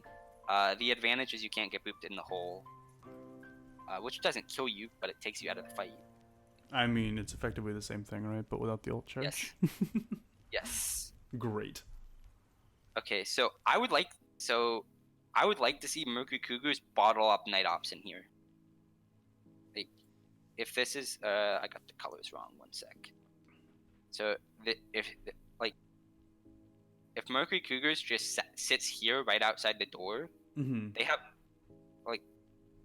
Night Ops has to push into them, and they don't want to push into them right here. They don't want to go through this tight choke with great sight lines for Night Ops, and they have to do it because otherwise Mercury Cougars gets point for free. Right. But it doesn't end up happening like that, does it? Nope. We see we see both teams not want to take this fight. Okay, so here, same principle. Okay, so Mercury Cougars, Matty A pushes up, but I don't think the rest of the team is with him. Okay, they kind of are, but then they back up. I don't think they use bubble. They still have bubble. Okay, so now both teams are still playing slow. Still okay, so now that they're on this side, so they kind of they're on the left side. Okay, this right here should be Night Ops' cue to go. Mercury Cougars just used bubble, so that means Ryan is free. This is not bubble on payoff. This is bubble on Moose. Yeah. So what you could do as soon as this bubble expires is you bubble payoff and you go swing hard, and then you probably win the fight because you're up resources. Nope. Still. So sorry, boops them away, but I don't even think that's significant payoff. Night Ops just isn't moving. Okay, and then Mercury Cougars uses friendly bubble. So they used it earlier on the Lucia, didn't they? Night Ops? MC. No, they use it on Ryan. On Ryan, okay. So they're down bubble, but Night Ops now recognizes that. Nope. Now they do. Now they push in, except bubble's coming up for Mercury Cougars really soon, so they lost that advantage. They push in, they bubble. Imagine if Mercury Cougars didn't have bubble here. It's pretty free to take the space and push them. Yeah. But they do it way too late, so they're at bubble parity. And also, you can look at payoff shield. It's low because they've been doing nothing for the past couple 20 seconds. So shield is low, so he can't maintain this space. And then they back up. Neither team really wants to push here because Lucio boop, and neither team has resources. Matty smartly backs up. He's at 106 HP and he got bubbled. Just imagine if he didn't get bubbled. Yeah. He would have died. Yeah. No, he would have been gone. And then sorry feeds. Or is just he's way up front. The rest of the team doesn't really get the memo. Sorry should be right here, contesting point, while the rest of the team heals back up. And then sorry just gets discorded, dies, big stun. Okay, so right here, it's not even sure they're down Diva Mech, but Moose Night Ops, they're low. Like they don't. So if Mercury Cougars just played slow here, they could have killed Brig, and nobody on their team needed to die. So right here, Rush shouldn't. Rush and Herbs. So this is Herbs. I don't know. Sorry for the quality. That's okay. Quality's bad for me too. So I guess it's not just you guys. I think this is. Do you want me to buy you nitro? No, it's okay. I think this clip is just poor quality because it was poor when I was looking at it earlier. So if they just like retreated behind cover, they could kill Brig, and nobody else on their team would die. So they're up half a person. I'm considering Mech half a person. Sure. But Herbs doesn't retreat in time, or doesn't. I don't know exactly.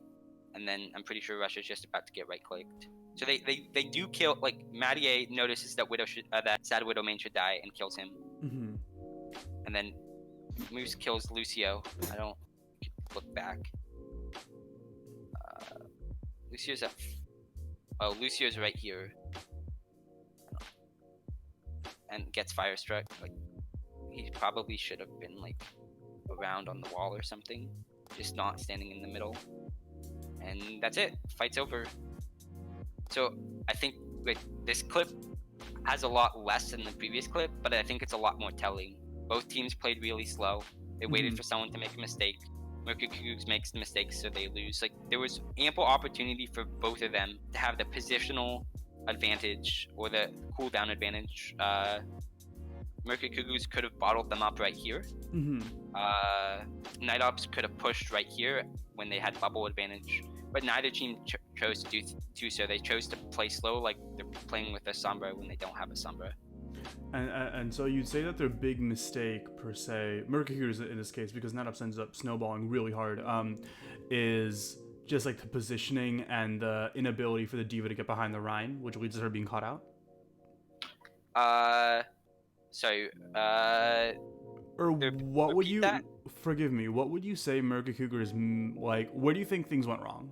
Like, what was like the moment you're like, okay, we know how the rest of this fight's gonna go?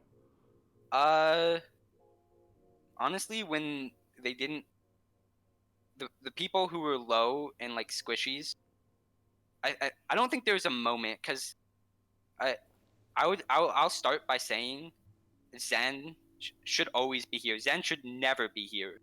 Like Zen's not who dies. Like, and then Brig, like when Mattier retreats, his team doesn't retreat with him, and that's the problem. I see. Okay. So like Mattier's here, and then the rest of his team is here. You only need one person to contest point, and I think Sari has the right idea. He's just a little too far forward. And then they all get Firestruck because Sari's out of mech and can't eat it. Which leads to the Brig getting picked, and from then on it's also Edwin gets picked because of the Firestrike hits him, and he was and he may have been at a 200 HP, but Firestrike's 100 damage, and Sorry, you're right click. Like, that's their mistake. But I don't think you should. I don't think you should focus on that. Like, you should focus on the fact that Mercury Cougars should have held them right here, and that Night Ops should have pushed them right here. Both teams are leaving this fight up to chance when they could take the initiative and win the fight. Does that make sense? It does. It does. In an ideal world where one brain could control 6 people, I think we would see that. Yes. I'm so sorry. Go ahead. I mean, I get like that. This, it might sound a little far fetched, but like if you want to be a good GOATS team, this is the things you have to do. Like, I don't know, like. I wonder what Mattier's comms were like. Like, was he like, I'm low, let's back out, or was it just like, heal me? Like, I'm curious, you know? Yeah, I don't know. and comms are good, but they don't fix everything. Comms don't mean anything if you don't do it. Like, you could call a target all day, but if people aren't playing to look for that target, that call is useless. Right. I think people place way too much emphasis on comms when they should be placing more emphasis on playing well together. Right. Now, I do want to keep us on schedule. Yes. I'm gonna field the last comments toward Puppy, and then let's hit up clip 3. Yeah, I think that in that particular clip, I think there is something that we haven't quite talked about yet, and that's the use of speed boost. We see both of the Lucios gain a lot of ult charge because the majority of the time they're stuck on heal, and I think this is quite a common issue, especially in lower ranks where you don't see teams utilizing speed boost in tandem with their use of bubbles. So I mean, yeah, okay, the initial bubble that you see come in from both for the projected and the personal is mainly to gain that initial charge for the Zaya, and then after that they should be used to aggress onto the team and kind of jostle for that positioning, as Hashtis was saying. And I don't think that either of the teams utilized their bubbles to the degree that they should have by taking that initiatives, like Hashtis said, and kind of pushing on top of them. Yeah, okay, you might get a little bit low, and you may even lose your Rhine if they burn through those shields really quickly. But what you'll see a lot of these sort of teams that are really successful in doing so, and especially in OWL, they will utilize all their kind of abilities at once to kind of, the speed boost lasts for quite a while, so you can push in with your Zarya bubble, and when it kind of breaks, and if you haven't got a pick, then you can utilize the end of your speed boost to get back out and kind of maintain a sort of a position that is easier to kind of defend from. So I think there was a lack of kind of maybe communication there to maybe a little bit of a learning opportunity for the teams to kind of really understand how they want to get the most out of their bubbles by utilizing speed boost a bit more to potentially get these picks that are needed. I think that's a really good point with how you should be using AMP. So like AMP has 3 uses, and then a hard engage, a hard disengage, or a hard sustain. So if you're like brawling it out, you can AMP to sustain. That's like, I think, what a lot of players do. But if the other team is trying to retreat and you can just push into them and win, you can use speed boost for a hard engage. And like on the flip side, if the other team could just push into you and kill you, you could use speed boost for a hard disengage. And like you could use, when you want a hard engage, you use it with your bubble, as Puppy said, or Puppy. Puppy, yeah, Puppy's right. Okay. Perfect. Let's keep going. Okay, so the start of this clip isn't too interesting. Sorry. Okay. No, that's okay. Okay. Actually, never mind. There is something interesting about it. Mercury Cougars is on defense. This right here is Sombra. So she's about to TP out. Okay. I'm pretty sure she's TP'd out now. Herbs has TP'd out. So at this moment, so this is Goats versus Sombra Goats. So the Goats team, they have the better brawl potential. So they should try and take the brawl. They shouldn't play slow. At this moment, NetOps is up 1 player because Sombra TP'd out. So what they should be doing is they should go smack and kill them because they're up a player. But instead, we see, I don't know if they're intimidated or they don't realize it, or they're just used to playing Sombra Goats where this is probably the correct play. They go left. And I would say, like, on the flip side, if you're Mercury Cougars right now and you're playing regular Goats into Sombra Goats, you could just rush them right now because you'd be up a player. Same principle. Also, like, this pathing is, I think they should just push into them. I think I'll just leave it there. Now, would you still say to push into them despite them using rally? Like, they're currently rally. I think they're intending to just rally on point. Yeah, rally makes it even better to push. And like points, they don't matter. Like, you win on 2CP, you win points by winning fights. And you're by going around the point, you're not playing to win the fight. So you should just push into them, win the fight, and then take a point. Rally like makes it better to push in, not worse, because you have extra brawl. Fair enough. All right. And what exactly happens here? They play slow. I think they use it. I'm sensing a theme throughout all these clips. Yeah, Night Ops play slow when they should be playing fast. They push into them. Their push fails. I think they might use grab too early on this one. That fails. They're forced to retreat. They're low on resources, and Mattier gets a massive shatter because it's when you use your ult mid-fight, it's easier to hit them, especially shatter. Pro tip for your Rhines here. Rhine ult is like a closing ult, so it's a lot easier for the enemy Rhine to block shatter when he has 2,000 HP on his shield. If he has 500 HP, he's thinking about how to conserve it, so you're gonna hit it more often. Oh, that's a big brain play. Okay. So they're looking to engage here. So first of all, engagement should not be on Rhine. This Zarya should die. Like I know you're used to getting onto Rhine, but this is not okay. This is a bad engagement. And what makes it bad? Like the Rhine leading the charge makes it bad, or? Okay, let's. Okay, so right here. I mean, I think that's an excellent question. This is Rhine. This is Zarya. Zarya is in front of shield. She has no personal. You break bubble, which is gonna happen really fast with your Zarya. You break bubble. You discord her. You kill her. It's pretty simple. Then it's a lost fight. I see. Okay. Yes. If you might not kill her, she might be able to retreat behind shield. But to keep the Zarya alive, they have to use armor pack.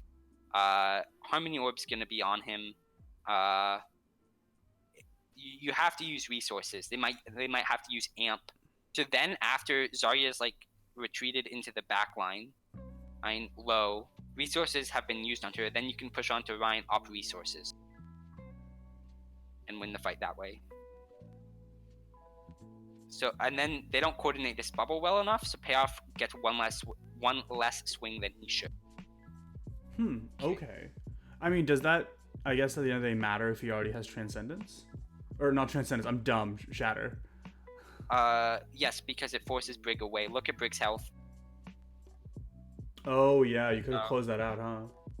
I don't know if he could have killed her. Maybe he could have killed her. But I don't know. It matters. Whether, like, I don't know, maybe not in this situation, but next time you go in with a bubble engage and you get one less swing, you might not kill Brig. You might not force out armor pack. Right. You should always try to maximize the value you can do. So, okay, so Sari recognizes that his team is getting pushed and they're at a disadvantage, so he grabs to stop the tempo. This is a good grab.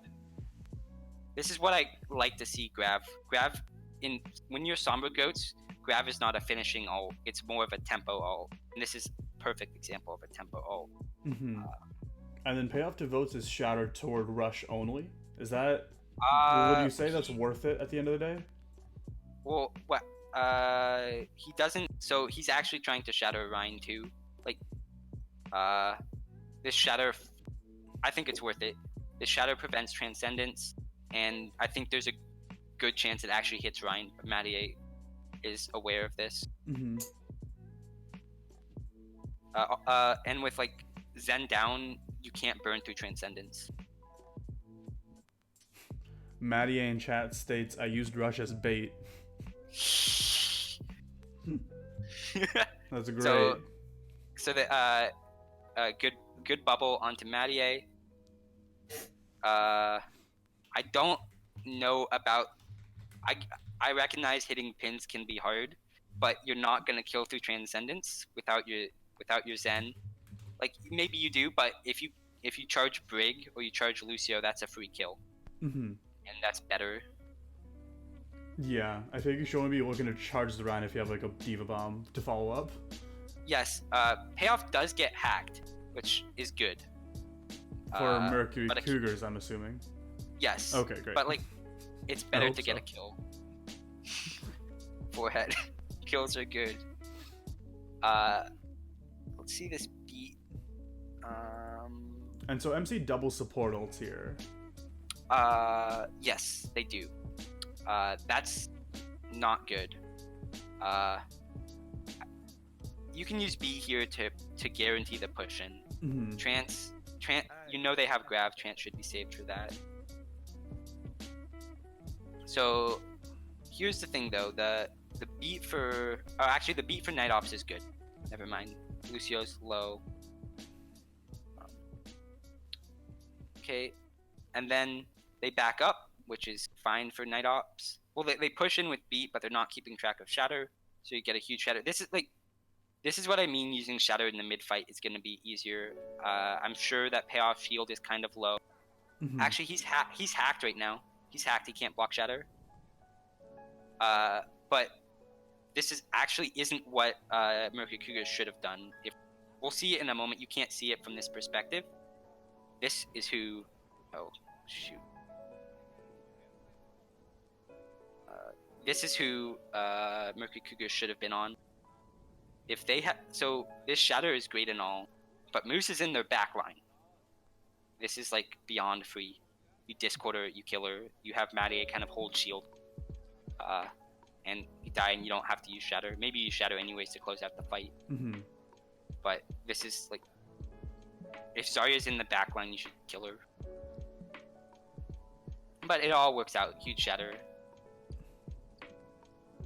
But like, I mean, I guess it's kind of like a what if. Like, what if Maddie doesn't hit shatter? What if payoff blocks it?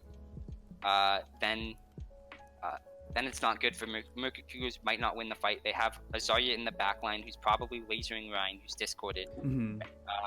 And this Ryan's gonna fall. Yeah. Yeah. Like, I think the reason why Moose ends up dying is because his team is shattered, so they can't help him. Mm-hmm. Or they can't put up a fight.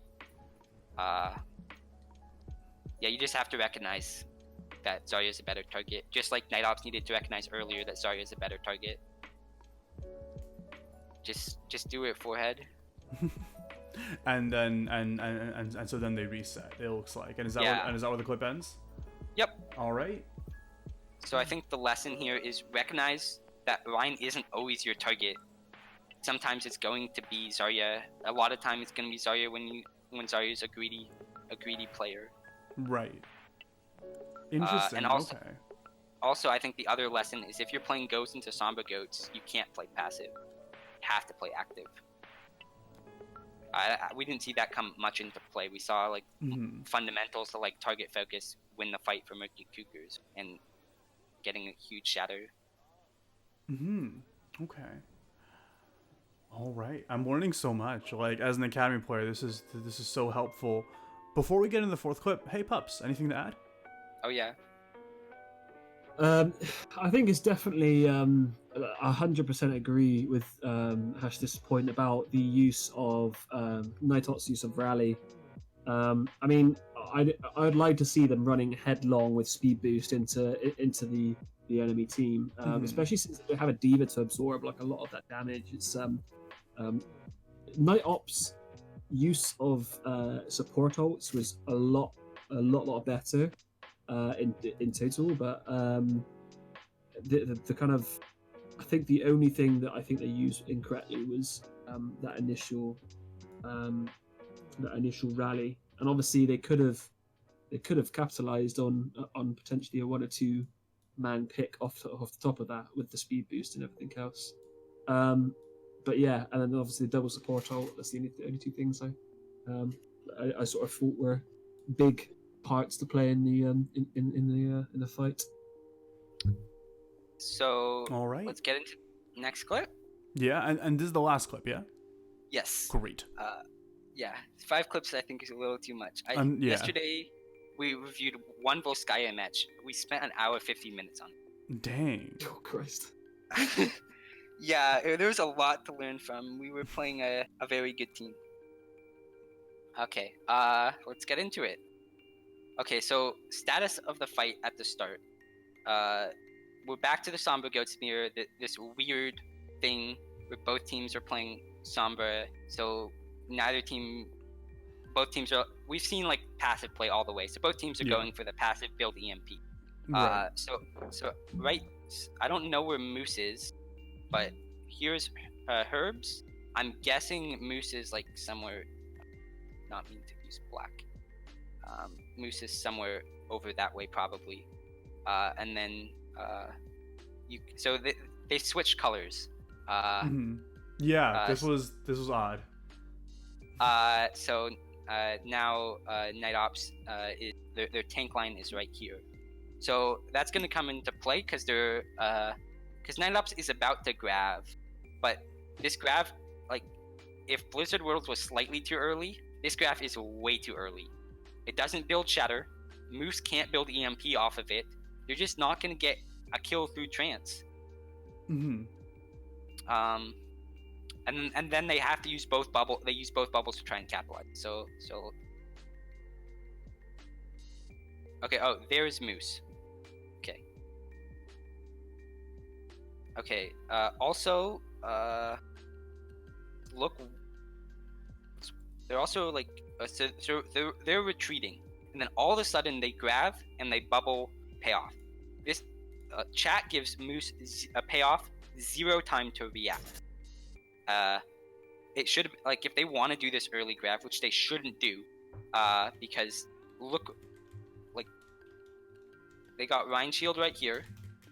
The rest of the team is like pretty far away. They don't even get Brig swings. They don't get any like side like, if Moose was right here, he could be doing like that, doing damage to them, but he's not because he's back here. But here, Brig's right here. Brig can't capitalize. So right here, the only people that can capitalize are Ryan and I think Chat's right next to Ryan. Okay.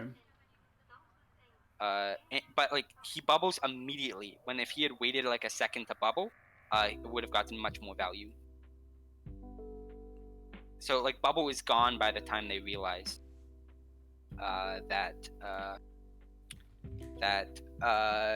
payoff realizes that there's a grab. Bubble is gone because they have to shift from retreat to off.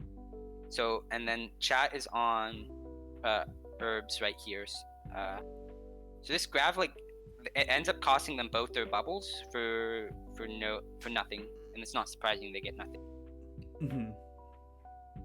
Okay, and then Maddie shatters, and then payoff goes for a shatter right here, which is risky considering the Brig, and that's exactly what happens. He gets stunned out of shatter. That's okay, but so at this point right now,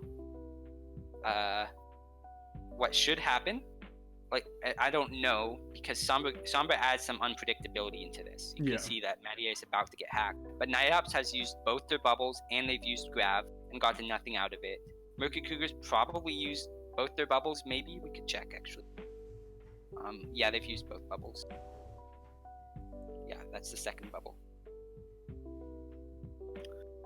So they're at parity. Both teams have no bubbles. Both teams traded one ult, but this is like advantage for the defenders because they kind of want to stall out the clock and they have spawn advantage, which hasn't come into play yet.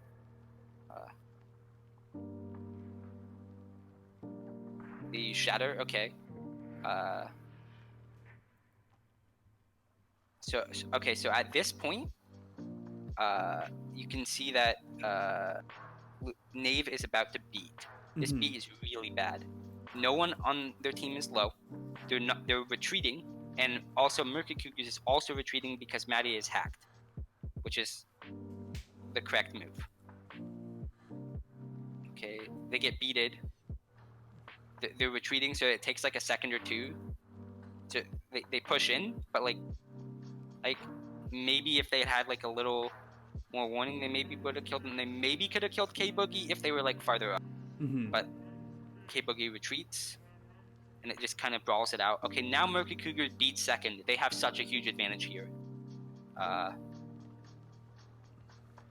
Also, Maddie's low, Herb's low. This is a really good beat. And in order to keep their advantage, sorry, Grabs, this is good.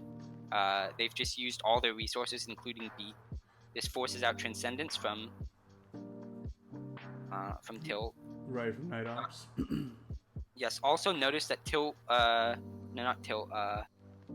Sorry, goes into the middle of the enemy team with Bubble. That's an attempt to cut off Transcendence healing. I don't know if that's purposeful, but it's something you can do. Oh wow, I didn't know that. So okay, so shields cut off Transcendence and beat. No, I did know that. I didn't know that Zarya bubbles did the same thing.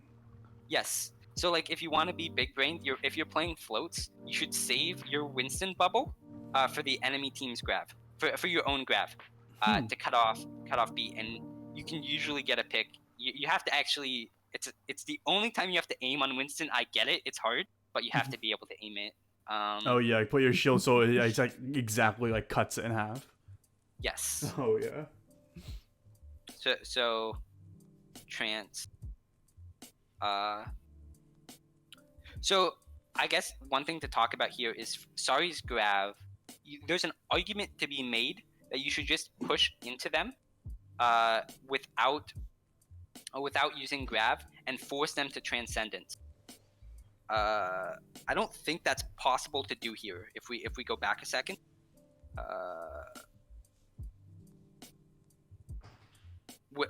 like they could have gotten out, because if you look where Mercury Cougars is, they're too far away to just push into them straight up, which is kind of their bad.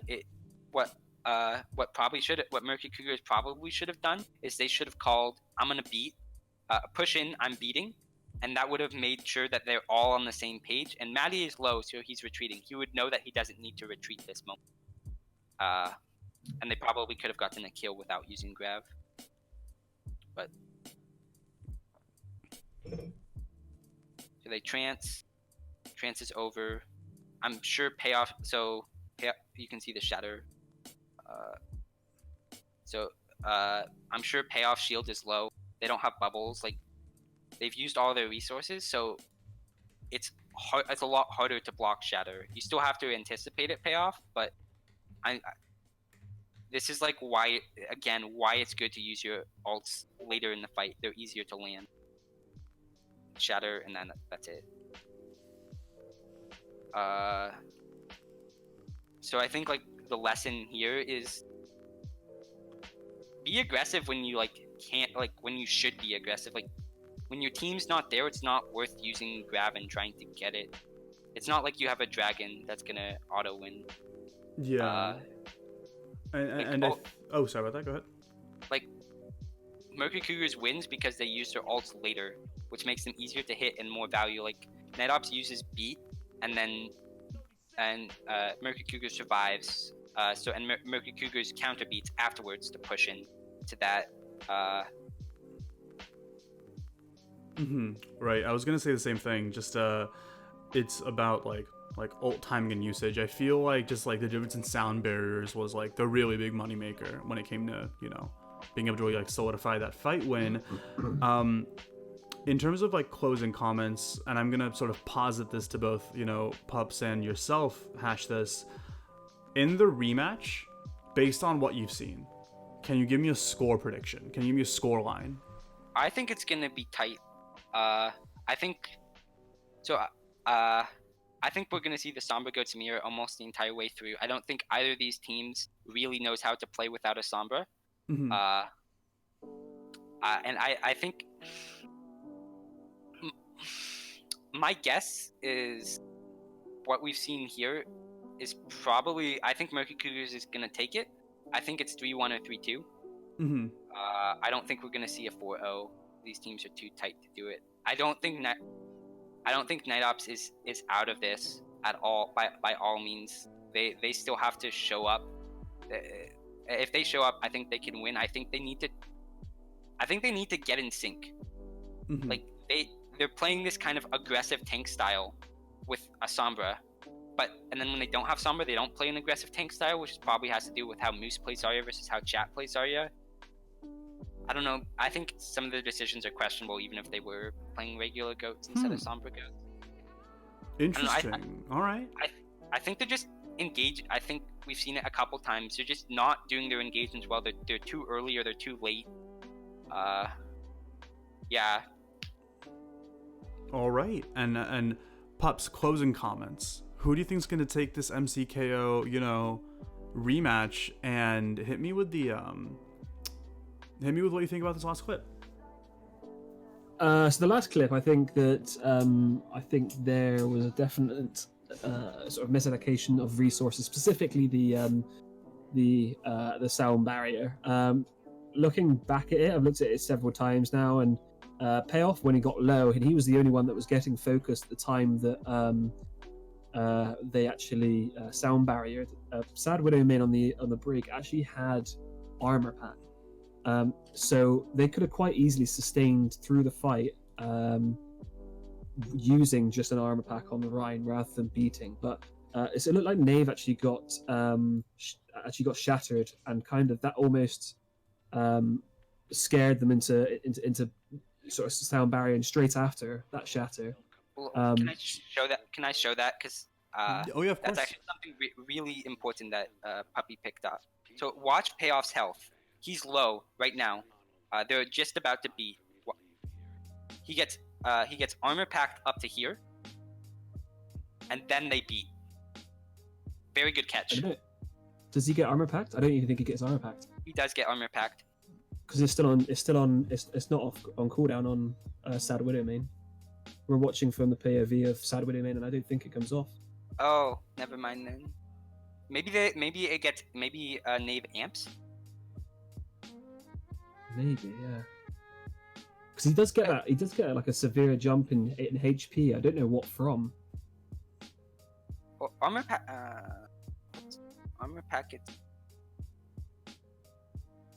It's off cooldown for a little while. Maybe it's a combination of getting like Harmony Orb and like Amp. I'm guessing. Yeah, I think it's Amp. Yeah. But yeah, so I don't think it's definitely a misallocation of resources, especially at the initial start of the fight, which Hash has already kind of like said about the use of bubbles. There seems to be like maybe a communication issue with the kind of front line. I think if I was to, in terms of like for the next fight, for the next sort of match between these two, I would like to see. Obviously, I'd like to see Mercury Cougars take it because I have more of course. So, but I think if Nightops can get their kind of like support ultimates and their use of utilities in order and kind of communicating their bubbles a bit better, I think we could see a very close game. Yeah, I think both teams have a lot to improve on. I think we saw quite a bit of sloppy play for both teams. And if they can clean that up, I think the team that better cleans it up is going to be the team that comes out on top. For sure. All right. 100%. Well, you heard it here first. I mean, this could go either way. This is definitely gonna be one of the these semifinals are gonna be so good. Like, I can't wait to watch this map. I hope I get to cast it. That'll be a fun one. But in any case, Hash, as always, thank you so much for being our resident phenomenal analyst. I don't know how this segment could have happened without you. Thank you so much for being here. And now's the moment for any sort of plugs that you might have. I do have an unconventional plug. Hit me with it, or shout out. Okay, yeah. Okay, so if you're playing against like a Bastion bunker comp, go Sombra Genji Dive. EMP is really good. Genji's really good at finishing off targets. Dive creates a lot of space for them. Stop playing this Pharah quad DPS shenanigans. Just hard dive. I like that. I like that. Oh my goodness, that's so good. Just hard dive, DM, put reflect up, hack the Baptiste, and you win every single time. I'm tired of seeing teams lose to bunker because they don't know how to play against it. It's a dumb comp. You shouldn't lose to it. It's a comp you play because you're inferior, and that's why OWPod doesn't play it. Oh, now you sounded like Super. Oh my goodness, you can hear the rage. It's his inferior. You can. And if you want to play it against OWPod, go ahead. We haven't lost to it a single time. Oh my goodness, you can hear the rage in Hash this voice. He's like, I'm done with bunker. It's so dumb. Pirate ship on Junkertown killed my family, and I'm ready to kill it with a vengeance. I just get frustrated when people are bad. I do too. I get frustrated at myself all the time too. Me too. I always suggest going the sort of hard shield break composition because it's easier to pull off than EMP Nanoblade. I don't know. I feel like EMP Nanoblade is EMP Nanoblade's fine, but that's you talk about the macro game here. If we're talking micro, it takes it takes a lot to kind of be able to hack. The right targets. Just wait for your Sombra to get in position, dive in, use DM, use Bubble, use Reflect, use DM again, and you win the fight. But then you got to time DM and Reflect. Like that's some high level play to be able to say I've got no DM, and then Genji's like, okay, I'll Deflect now, and then you're DMing again. I can't We're not wait. talking about like I can't wait Overwatch for League players here. I can't wait for Skyhounds or Seven Sins, whoever O5 Heads plays against, to like call that, and like they're gonna play the most disgusting bunker on Paris, and it's gonna frustrate the hell out of you, Hash. I can't wait for you to eat your words. Here's what I say: bring it on. Alrighty. If you think you can beat us on bunker, go ahead. I like winning. I understand that you should play the most cancer strat if you think you're gonna win. But do it at your own risk. Oh man. Hash this coming in. Listen, he's an analyst, but he also attack.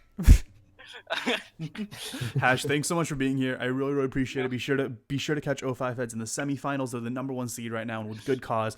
They have this man being the brains of the operation. Thanks so much. Be sure to play Cyberdive versus Bunker. Yep. See ya. Bye. Thanks for having me. Cheers, bye. Of course. Thanks for being here.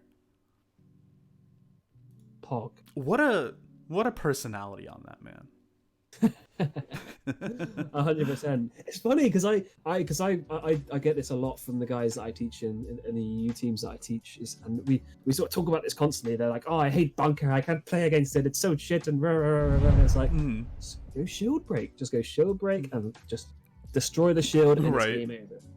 Easy. Well, we have a couple community clips to round out the morning, afternoon, or evening, depending on where you're at.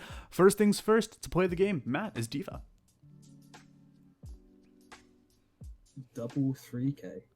Is that not just a 6K? I feel like Richie comes in. Oh, this was during the LBLO game. Matt comes in with a 3K. Richie with a 3K prior. KOA was able to clean up this fight. I like this clip. This one's a good one. This one's from your stream, Puppy. Do you want to tell us what's going on? Oh, so this was a stream. So this was actually I was playing for the lower team that I sort of teach. And it's the communication actually was really good from the guys because I've been talking a lot about kind of like communicating their sort of pushes and stuff like that. And it was quite easy to kind of like know exactly what was going on. I can't see it up on the stream, but I actually managed to eat the grab. Yeah, I did see that. You ate the grab. You got a quick 3K. And it's so easy to do when you execute it well. If your team executes a good push, then the Xayah kind of almost feels like, oh, they're all together. I can ult here. So it's easy for the Diva then to kind of follow it up with a nice big. Here you go. You can try grab him, but I'm gonna bloody sit here with my DM. Do you realize how annoying it is for you to say it's so easy to do what you just did? I hate you. Honestly, like you hear it everywhere. It's like pressure the Xayah, and then DM, and it's just like you either die or you try and grab. You go for a YOLO grab. She went for a YOLO grab. I ate it. So and then got a free K afterwards. So Raven sent us this because we ended up casting his game. I think you know which video this is. I'm gonna pause the lo-fi. We're gonna pause this because I do want to hear this. Let's go. I'm sad it wasn't Raven's like 4K or 5K, whatever. I mean that was also incredible. That was some. I want to see that in media chats. By the way, if you're listening, Raven, I want to see that soon. That's definitely going to be a highlight of the game. So yeah, interesting stuff. I like it. I didn't hear it. Okay. No, this is actually like Raven's. Like this was 4K during the match versus Breakthrough, and he comes in, takes out one more PSI. He ends up diving behind, does get another kill on the Diva. See through the dragon's eyes.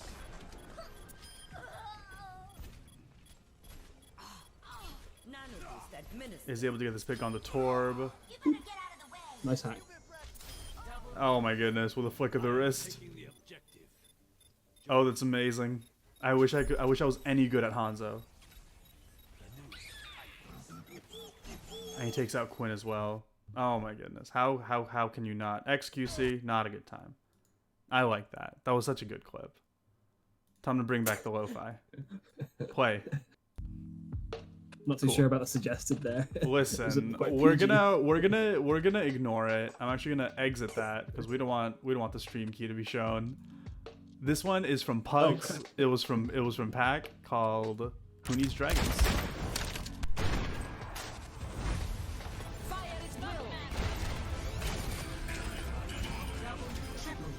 Nice. He ends up burning everyone in the Zarya bubble, getting a quick 4K in the process. Nice. I can't play Ashe. No, dude, I can't. cannot play It's Ashe. the aim. I am so envious of people who can play Ashe. The aim is It's insane. wrong. So Like, IDDQD, insane player on Ashe. yeah, I played with him. He's a good guy. All right, this one I'm muting comms because this is an actual VOD review, but they wanted to share this with me. This was from the side of Saturn Snow Leopards, and it looks like okay. There's a Transcendence, there's a Shatter, and it looks like okay. That's my Transcendence. A whiff, and the Reinhardt goes under. I think I remember winning this fight. Oh. It's the whole is the diva falling in a hole clip. Oh my goodness. Oh, that's great. I wish I could share these, but I'm not going to.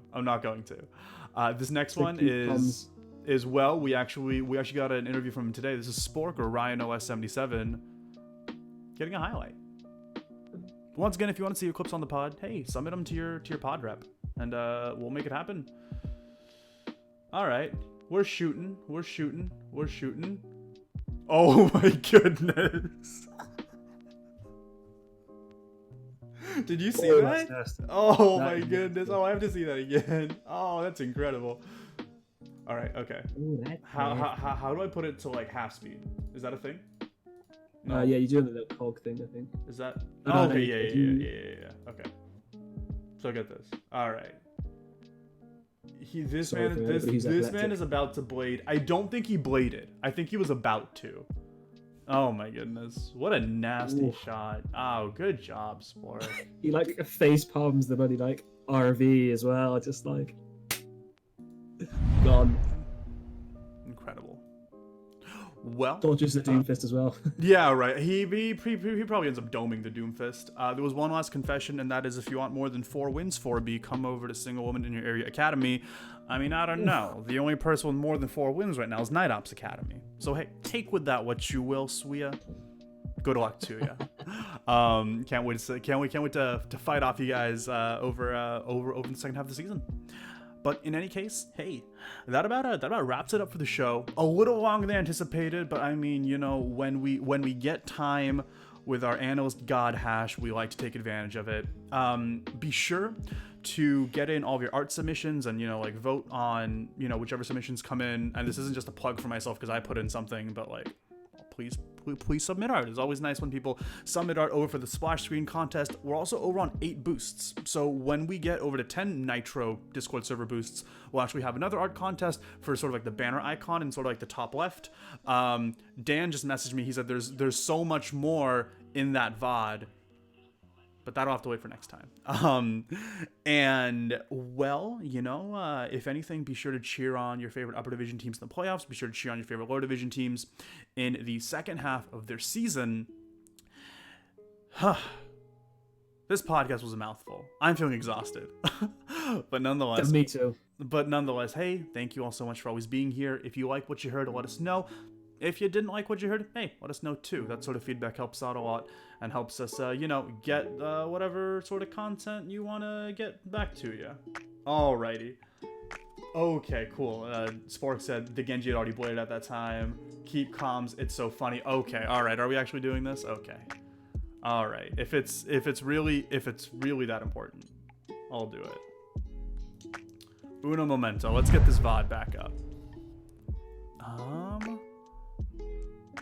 Who sent this to me? Can whoever send this to me send it again? It's in the actual chat in the pod chat. Oh, is it? Is it in the podcast chat? Oh, I hope so. No, Dan, please. Look up. This is you there. I'm looking up. Oh, okay. Okay, I found it. I found it. Okay. We're pausing. We're bringing this over. We're dragging this back down.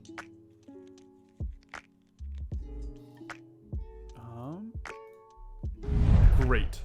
We're back here. The lo-fi's on pause. We have gotten their permission to post comms. Okay. All right. Let's see what they say. Oh no. I didn't like this at all. You were right by the edge. Oh no. Oh, Diva makes it. I remember watching Dan's, and then he just jumped in. He was okay until he just jumped into it. I thought he got booped at first. Yeah, that's what I thought too. If you actually watch the VOD with our comms, you just hear. If you watch, know how bad it was though. It's more confusing in first person. yeah, if you watch the VOD with our comms, you just hear Dan stuttering. He's just like, I got this, guys. I'm good. I'm good. Beautiful. I love this. Look at this Reinhardt. It's going for a swim. I love this. He's just like, you know what? I'll take myself out of the equation. I feel bad that I didn't actually go down there. Fantastic. Phenomenal play in the UA versus SSL game. But in any case, hey, alrighty. We're just about wrapping up here. And oh my goodness. We need the lo-fi. I'll put it back on once we're out of here. But hey, any closing comments, pups? No, it's been a good stream. I've really enjoyed myself. And yeah, thanks very much for hosting again. As always. Doing a great job. As always. We try our best out here. Thank you so much for being here. Take care. Bye. Bye-bye.